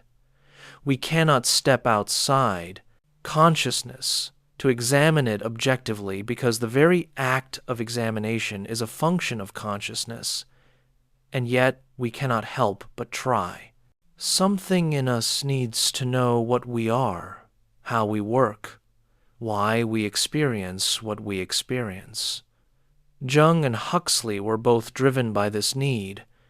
They could not live unreflectively. They could not accept the conventional answers, whether those answers came from religion, science, or social consensus. They had to look deeper, question further, push against the boundaries of what could be known. And in their explorations, they discovered or rediscovered what mystics and shamans and philosophers had always known. Consciousness is far stranger and vaster than ordinary awareness suggests. What does it mean that consciousness can be altered so dramatically? That you can take a substance, mescaline or psilocybin, or enter a meditative state, or fall into a dream, and experience reality completely differently? What does it mean that there are parts of your mind you cannot access directly? Autonomous complexes that influence your behavior without your awareness, archetypes that shape your perceptions and motivations, a whole inner cast of characters? What does it mean that symbols affect us so powerfully that a cross or a mandala or a particular arrangement of words can move us to tears or transform our understanding? One response is reductionism. Consciousness is just brain activity. Altered states are just neurochemistry. Symbols are just associations learned through culture. Archetypes are just cognitive modules shaped by evolution. This is the materialist answer, and it has its merits. The brain is clearly involved in consciousness. Chemical changes do affect experience. Symbols are transmitted culturally. Evolution has shaped human psychology. But Jung and Huxley both felt this answer was insufficient, not because it was wrong, but because it was incomplete. Yes, the brain is involved, but does that mean the brain produces consciousness? Or might the brain be a mediating structure, a reducing valve, an instrument through which something larger expresses itself? Yes, symbols are learned culturally, but why do certain symbols appear across unrelated cultures? Why do the images of mother and father, death and rebirth, journey and return, hero and monster, appear in every mythology? If it is just cultural transmission, the diversity should be much greater. The fact that it is not suggests something universal in human psychology, something Jung called the collective unconscious and evolutionary psychologists might call universal cognitive architecture shaped by selection pressures. Both answers, the psychological and the evolutionary, point to structure beneath the surface of individual consciousness. We are not blank slates, not infinitely malleable. We are born into particular kinds of bodies, with particular kinds of brains, heir to millions of years of mammalian and primate evolution and thousands of generations of human cultural development. All of this shapes what we can experience and how we make sense of experience. But does acknowledging this structure mean denying the possibility of genuine transcendence? Here, Jung and Huxley diverge again. Jung would say, transcendence is always within the psyche. The self transcends the ego, but the self is still a psychic reality, the totality of the psyche rather than something beyond the psyche. When you experience union with the divine, you are experiencing the archetype of the self. This is real transcendence, a going beyond the limitations of ego consciousness, but it is psychological transcendence. Huxley would say, the fact that experience is mediated by the brain does not mean it is limited to the brain. The reducing valve model means that the brain filters consciousness rather than producing it. Consciousness is primary and perhaps infinite. The brain selects from this infinite possibility to create the narrow stream of ordinary awareness. Mystical experience occurs when the brain's filtering temporarily decreases, allowing more consciousness through. So yes, neurochemistry is involved, but neurochemistry is not the ultimate explanation. It is the mechanism by which filtering happens, not the source of consciousness itself. This is a metaphysical disagreement, and it probably cannot be resolved empirically. We do not have access to consciousness independent of brains to see whether it exists separately. Near-death experiences, in which people report consciousness continuing while their brains show minimal activity, are suggestive but not conclusive. They could be experiences that occur during brief moments when the brain partially revives, or they could be memories created after the fact, or they could be what they seem to be, evidence that consciousness does not depend entirely on brain activity. What we can say is that the question matters.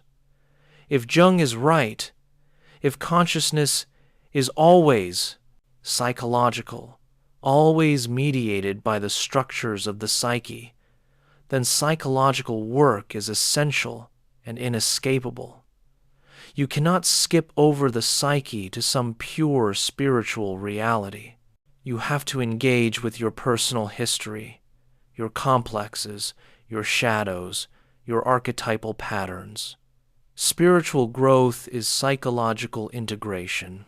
If Huxley is right, if consciousness is primary and the brain is a filter, then practices that expand consciousness beyond ordinary brain-filtered awareness are accessing something genuinely real and potentially liberating. Mystical unity is not a psychological state, but a perception of how things actually are. The work is not integrating the psyche, but transcending its limitations. Or perhaps both are right in different ways. Perhaps there are layers. The personal unconscious that must be integrated. The collective unconscious with its archetypal structures that must be related to consciously, and beyond or beneath that, a ground of consciousness that is prior to all form, all structure, all psychological content. The mystic who rushes to the formless ground without integrating the personal and archetypal levels will be pulled back by unfinished business, by shadow contents seeking recognition.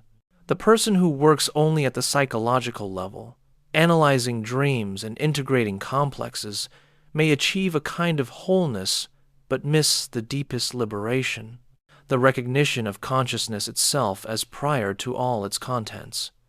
In the Tibetan Buddhist tradition, there is a practice called Dzogchen, or the Great Perfection, which points directly to the nature of mind.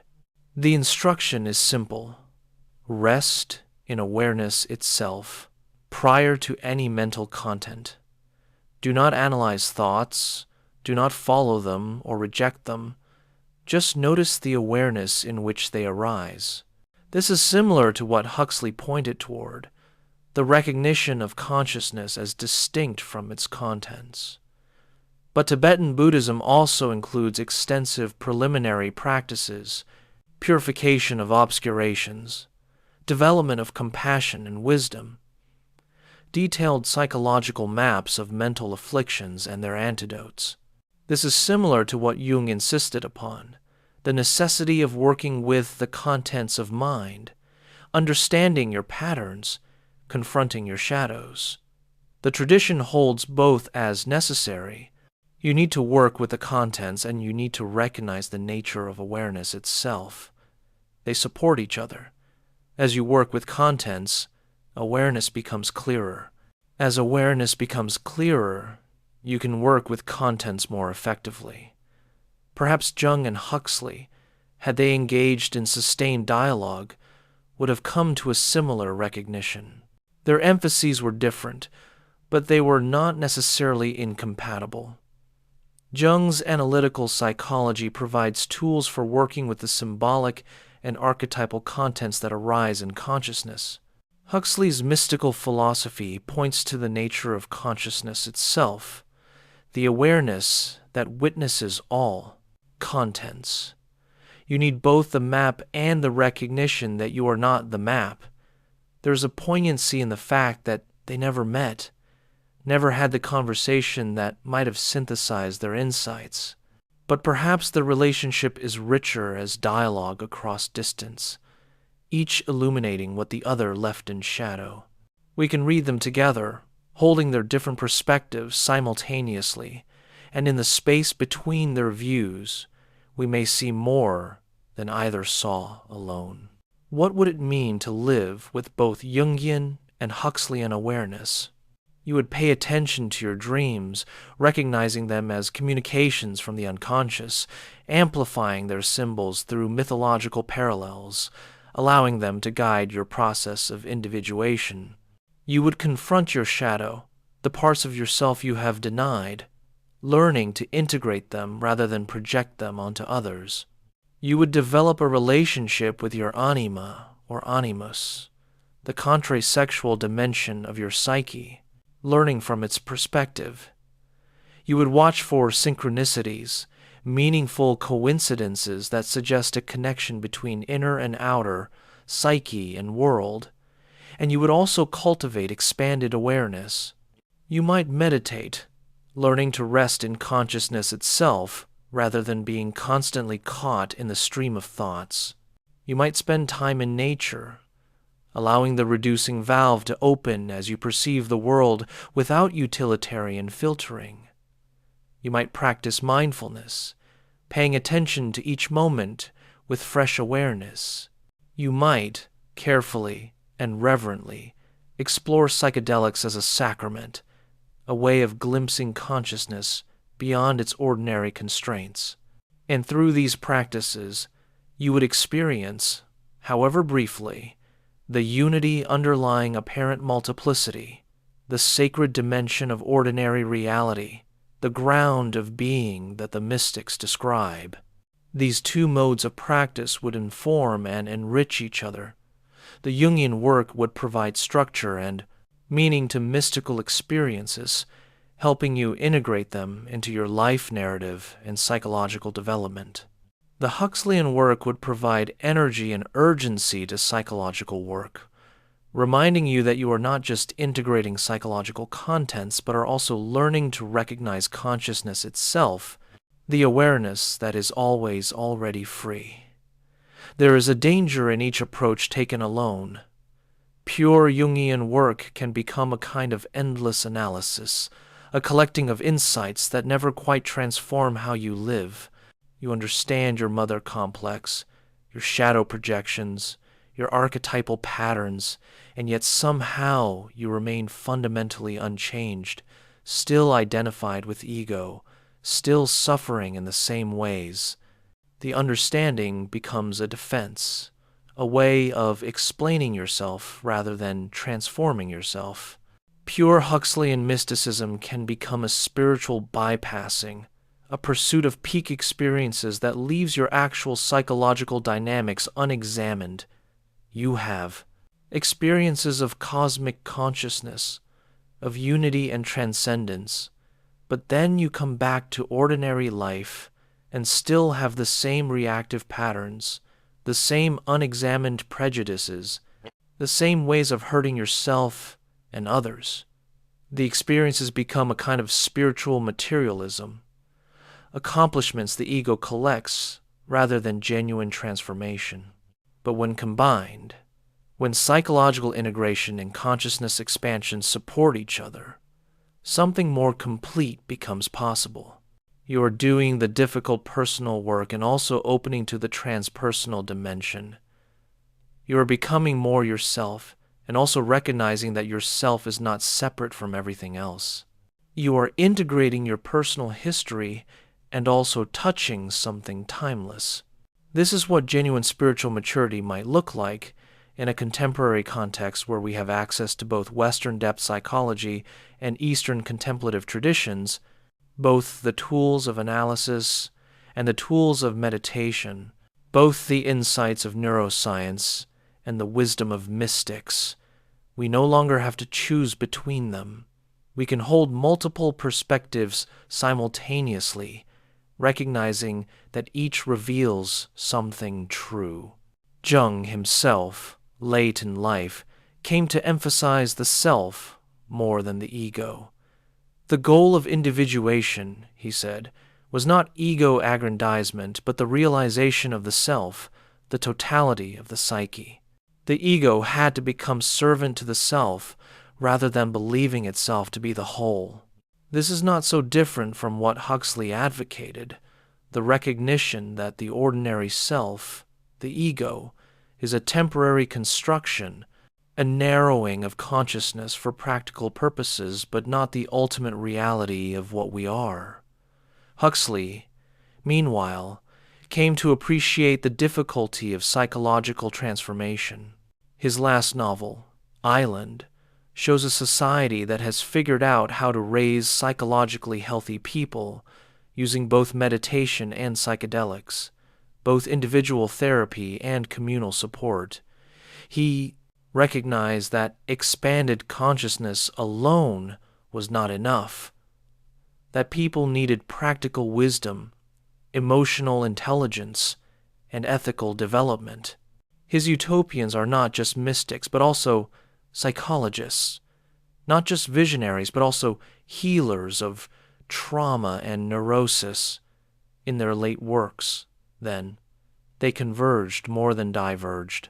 Both recognized that human beings need to work at multiple levels, personal and transpersonal, psychological and spiritual, integration and transcendence. The language they use remained different, shaped by their different traditions and audiences, but the territory they pointed toward was increasingly similar. What does this dialogue between Jung and Huxley reveal about consciousness itself? Perhaps that consciousness is irreducibly paradoxical. It is both personal and universal, both conditioned and free, both structured and formless. Any description that emphasizes one pole at the expense of the other will be incomplete. Consciousness is the contents of your particular psyche, shaped by your unique history and constitution, and consciousness is also the ground of being, identical in everyone, prior to all particularity. Both are true. The challenge is living in a way that honors both. The history of spirituality is full of swings between these poles. There are traditions that emphasize the personal relationship with the divine, devotion, prayer, the sense of I and thou. And there are traditions that emphasize the dissolution of the personal, the recognition that there is no separate self, the realization of not two. There are practices that work with symbolic content, visualization of deities, recitation of meaningful texts, and there are practices that strip away all content, sitting in silence, resting in awareness without object. Different people are drawn to different approaches, partly by temperament and partly by where they are in their development. Someone who has lived too much in ego, always striving and controlling, may need practices that dissolve ego boundaries, that open them to something larger. Someone who has lived too much in dissolution, ungrounded and reactive, may need practices that strengthen ego, that help them develop autonomy and clear boundaries. Jung and Huxley represent these different directions. Jung is the advocate of strengthening the ego before transcending it, of doing the personal work before seeking the transpersonal. Huxley is the advocate of experiencing the transpersonal directly, trusting that this experience will motivate and guide the personal work. Both approaches can work. Both can also fail if taken as the only approach. Perhaps the deepest insight from their dialogue is that we need both directions at once. We need to dive deep into our personal psyche, understanding our unique patterns and history, and we need to open wide to transpersonal consciousness, experiencing the ground that connects all beings. We need to strengthen ego consciousness and recognize its limitations. We need to work with symbols and go beyond them. We need interpretation and direct experience. This is a demanding path, requiring dedication and courage. It is easier to choose one direction and dismiss the other. The psychological person can dismiss mysticism as regression or pathology.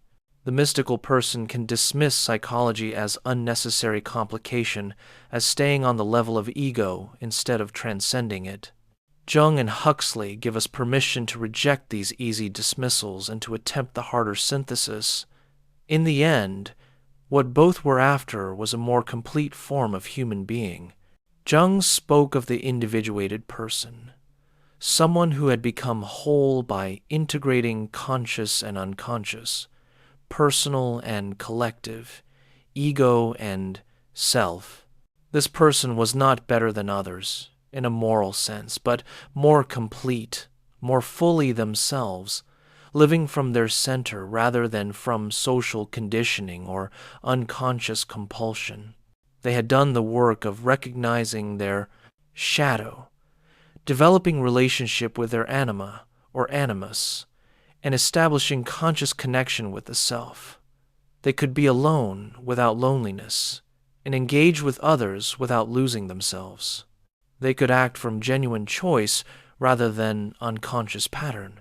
Huxley spoke of the enlightened person, someone who had seen through the illusion of separation, who experienced themselves not as isolated ego, but as consciousness itself, one with all that is.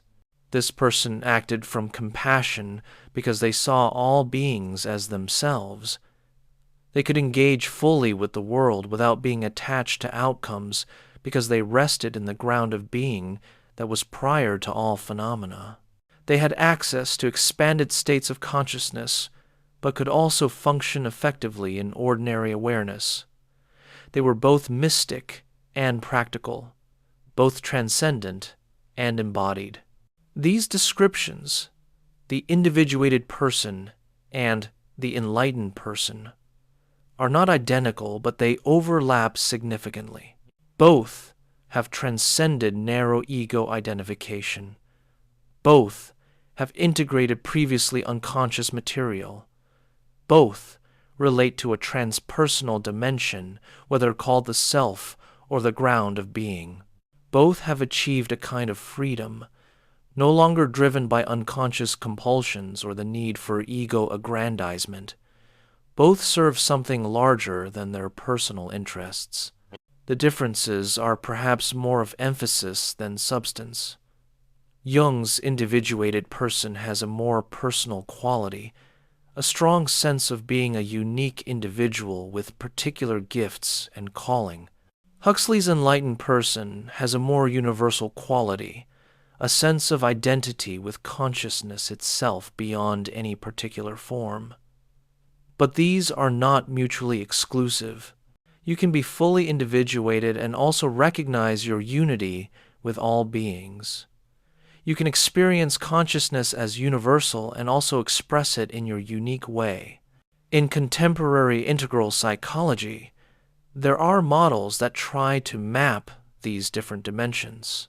States and stages of consciousness, horizontal development, working with contents at your current level, and vertical development, transcending your current level for a more comprehensive perspective. Shadow work, where you integrate previously denied material, and spiritual practice, where you open to dimensions beyond ego. All of these distinctions attempt to honor the complexity that Jung and Huxley were each addressing from their different angles. But models and maps can only take us so far. At some point, you have to do the actual work, the sitting in meditation, the recording and amplifying of dreams, the confrontation with what you have avoided, the opening to what you have excluded, the patient cultivation of awareness. This work is personal. No one can do it for you, and no book, no teacher, no system can guarantee results. All they can do is point the way and offer tools. Jung and Huxley are both pointing, each in their characteristic way. Jung points toward the depths, the underground rivers of the psyche, the ancient patterns that shape us, the necessity of conscious relationship with the unconscious. Huxley points toward the heights, the expanded awareness beyond the reducing valve, the ground of being in which all arises, the possibility of seeing the sacred in the ordinary. If you follow Jung's pointing, you will descend. You will enter the cave of your own psyche, confronting the dragons and demons there, discovering the treasures they guard. It will be difficult and frightening. You will have to see parts of yourself you have spent your life avoiding, but you will emerge more whole, more integrated, more truly yourself. If you follow Huxley's pointing, you will ascend or expand. You will learn to loosen your grip on ordinary consciousness, allowing awareness to become more spacious, more open. You will experience moments of unity and transcendence, glimpses of consciousness beyond ego, but you will also have to return to ordinary life and learn to integrate those glimpses, to live from expanded awareness even when the experience has faded. And if you follow both pointings, alternating between descent and ascent, between integration and transcendence, between working with contents and resting in awareness, you may find that the two directions ultimately meet. The deepest descent into your personal psyche opens to the transpersonal ground. The highest mystical transcendence includes your particular human life in all its messy detail. Bottom and top, depth and height, cave and mountain peak turn out to be different entrances to the same mystery. This is the perennial insight that mystics, philosophers, and psychologists keep rediscovering in different languages. The path inward and the path beyond are the same path. The personal and the universal are not separate. Consciousness is both the light that illuminates and the space in which illumination happens, both the contents that appear and the awareness in which they appear, both the story of your particular life and the timeless now that was never born and will never die. Jung and Huxley did not solve this mystery. They could not, because it is not the kind of problem that has a solution. It is the fundamental koan of existence, the paradox at the heart of consciousness itself. But they explored it with remarkable depth and courage, each contributing insights that enrich our understanding, each revealing aspects of the mystery that the other left implicit. As you rest here now, you are both the product of your unique history and the expression of something universal. You are both this particular body-mind, shaped by genetics and culture and personal experience and consciousness itself, the awareness that witnesses all experience without being reducible to any particular experience. You are both in time, living your life day by day, moving from birth toward death, and timeless, the awareness that was present in your first memory and will be, present in your last, unchanged by all that passes through it. This is not something you need to figure out or achieve. It is already true. The work, the practice, the journey of individuation and enlightenment is not about becoming something you are not, but about recognizing what you have always been, what you cannot help but be. The psyche works to integrate itself. Consciousness longs to know itself. What appears as your individual effort is also the self-seeking manifestation, the ground of being playing at form. Jung would tell you to honor your individuality, to work patiently with your particular psyche, to trust that your dreams and symptoms and synchronicities are meaningful communications from the unconscious, guiding you toward greater wholeness. He would tell you not to rush, not to seek shortcuts, not to imitate anyone else's journey. Your individuation is unique to you, and you must discover it by living it. Huxley would tell you to open yourself to expanded awareness, to not be content with the narrow consciousness that society cultivates, to seek experiences that remind you of the vastness you are part of. He would tell you that the doors of perception can be cleansed, that the reducing valve can be adjusted, that you can, even briefly, experience reality beyond the filter. And having experienced it, you will never forget that there is more than ordinary consciousness acknowledges. Both would tell you that the journey is worth it, that there is nothing more important than this exploration of consciousness, this attempt to understand and realize what you are. Not for any practical benefit, though benefits may come, but simply because you are consciousness seeking to know itself. And this seeking is the most profound expression of what it means to be human.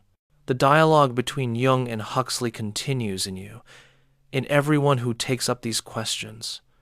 Every time you remember a dream and wonder what it means, you are entering Jungian territory. Every time you meditate and notice the spacious awareness in which thoughts arise, you are entering Huxleyan territory. Every time you confront a part of yourself you have been avoiding, you are doing individuation. Every time you experience the sacred in the ordinary, you are experiencing consciousness beyond the reducing valve. You do not have to choose between them. You can let both speak to you, let both guide you, taking what you need from each as you need it. Sometimes you will need the psychological approach, the careful analysis of patterns, the naming of complexes, the integration of shadow. Sometimes you will need the mystical approach, the letting go of analysis, the resting in awareness, the opening to what cannot be named. Your life is the dialogue between these approaches. Your consciousness is the meeting place where Jungian depth and Huxleyan height discover they are explorations of the same mystery. You are the living synthesis they never quite articulated, the integration of analytical psychology and mystical philosophy. The person who works with dreams and meditates, who confronts shadow and opens to light, who becomes more individual and more universal at the same time. This is not easy. It was not easy for Jung or Huxley either. Jung suffered through his confrontation with the unconscious, years of uncertainty about his sanity, wondering if he was discovering truth or descending into madness. Huxley struggled with physical ailments, deteriorating eyesight, the challenge of articulating mystical insights in rational language. Both faced criticism, misunderstanding, distortion of their ideas. Both persisted because they had seen something that demanded expression, even if perfect expression was impossible. You will face similar difficulties on your journey, proportionate to your commitment. The psyche does not yield its secrets easily. Consciousness does not expand without resistance. The ego does not relinquish its central position without struggle. You will doubt, backslide, forget what you have learned, have to relearn it again. This is normal. This is the path. But you will also have moments of clarity, experiences of meaning, glimpses of wholeness. You will have a dream that illuminates something you have been struggling with. You will have a moment in meditation when awareness becomes palpable, when you rest in consciousness itself without effort. You will notice a synchronicity that confirms you are moving in the right direction. These moments sustain the journey, reminding you why you are doing this difficult work. And gradually, perhaps so gradually you do not notice it happening, you change. You become less reactive, less defended, more open, more compassionate. You recognize your patterns earlier, intervene more skillfully. You experience more moments of expanded awareness, and those moments influence how you live even in ordinary consciousness. You are more fully yourself and also less identified with any particular self. You are more engaged with life and also more aware of the awareness in which life appears. This is the fruit of the dialogue between Jung and Huxley as it lives in you. Not a final achievement, not enlightenment or complete individuation, but an ongoing process, a lifelong journey, a commitment to exploring consciousness in all its dimensions. As you drift towards sleep now, you carry this dialogue with you into dreams. The unconscious will do its work, sorting and integrating, presenting images and narratives that continue what we have explored together. Jung would say that your dreams tonight may include compensatory material, balancing whatever one-sidedness has developed in our discussion. Huxley would say that sleep itself is an altered state, a nightly opening of the reducing valve when consciousness is less constrained by sensory input and practical concerns.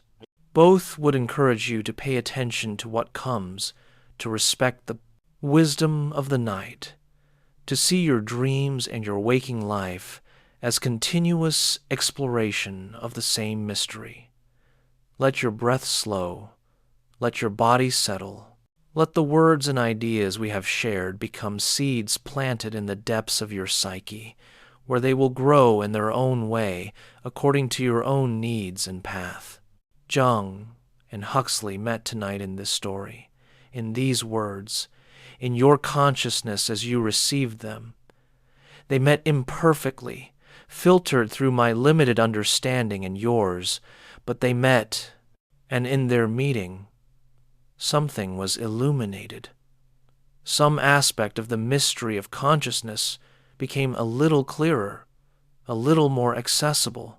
Thank you for wandering with me through this landscape where psychology and mysticism converge, where depth and height discover their kinship, where two great explorers of consciousness reveal themselves as fellow travelers on the same pathless path. May your dreams be vivid and meaningful. May your waking life be conscious and compassionate. May you walk the path that Jung and Huxley each walked in their way, descending and ascending, integrating and transcending, becoming more yourself and more than yourself. Rest now. The dialogue continues in the silence, in the darkness, in the consciousness that witnesses all states and remains unchanged by any state. Rest in that consciousness. You are that consciousness. Always have been, always will be. Sleep well, wanderer, until we meet again in another story, another exploration, another attempt to speak the unspeakable mystery at the heart of being conscious. Good night.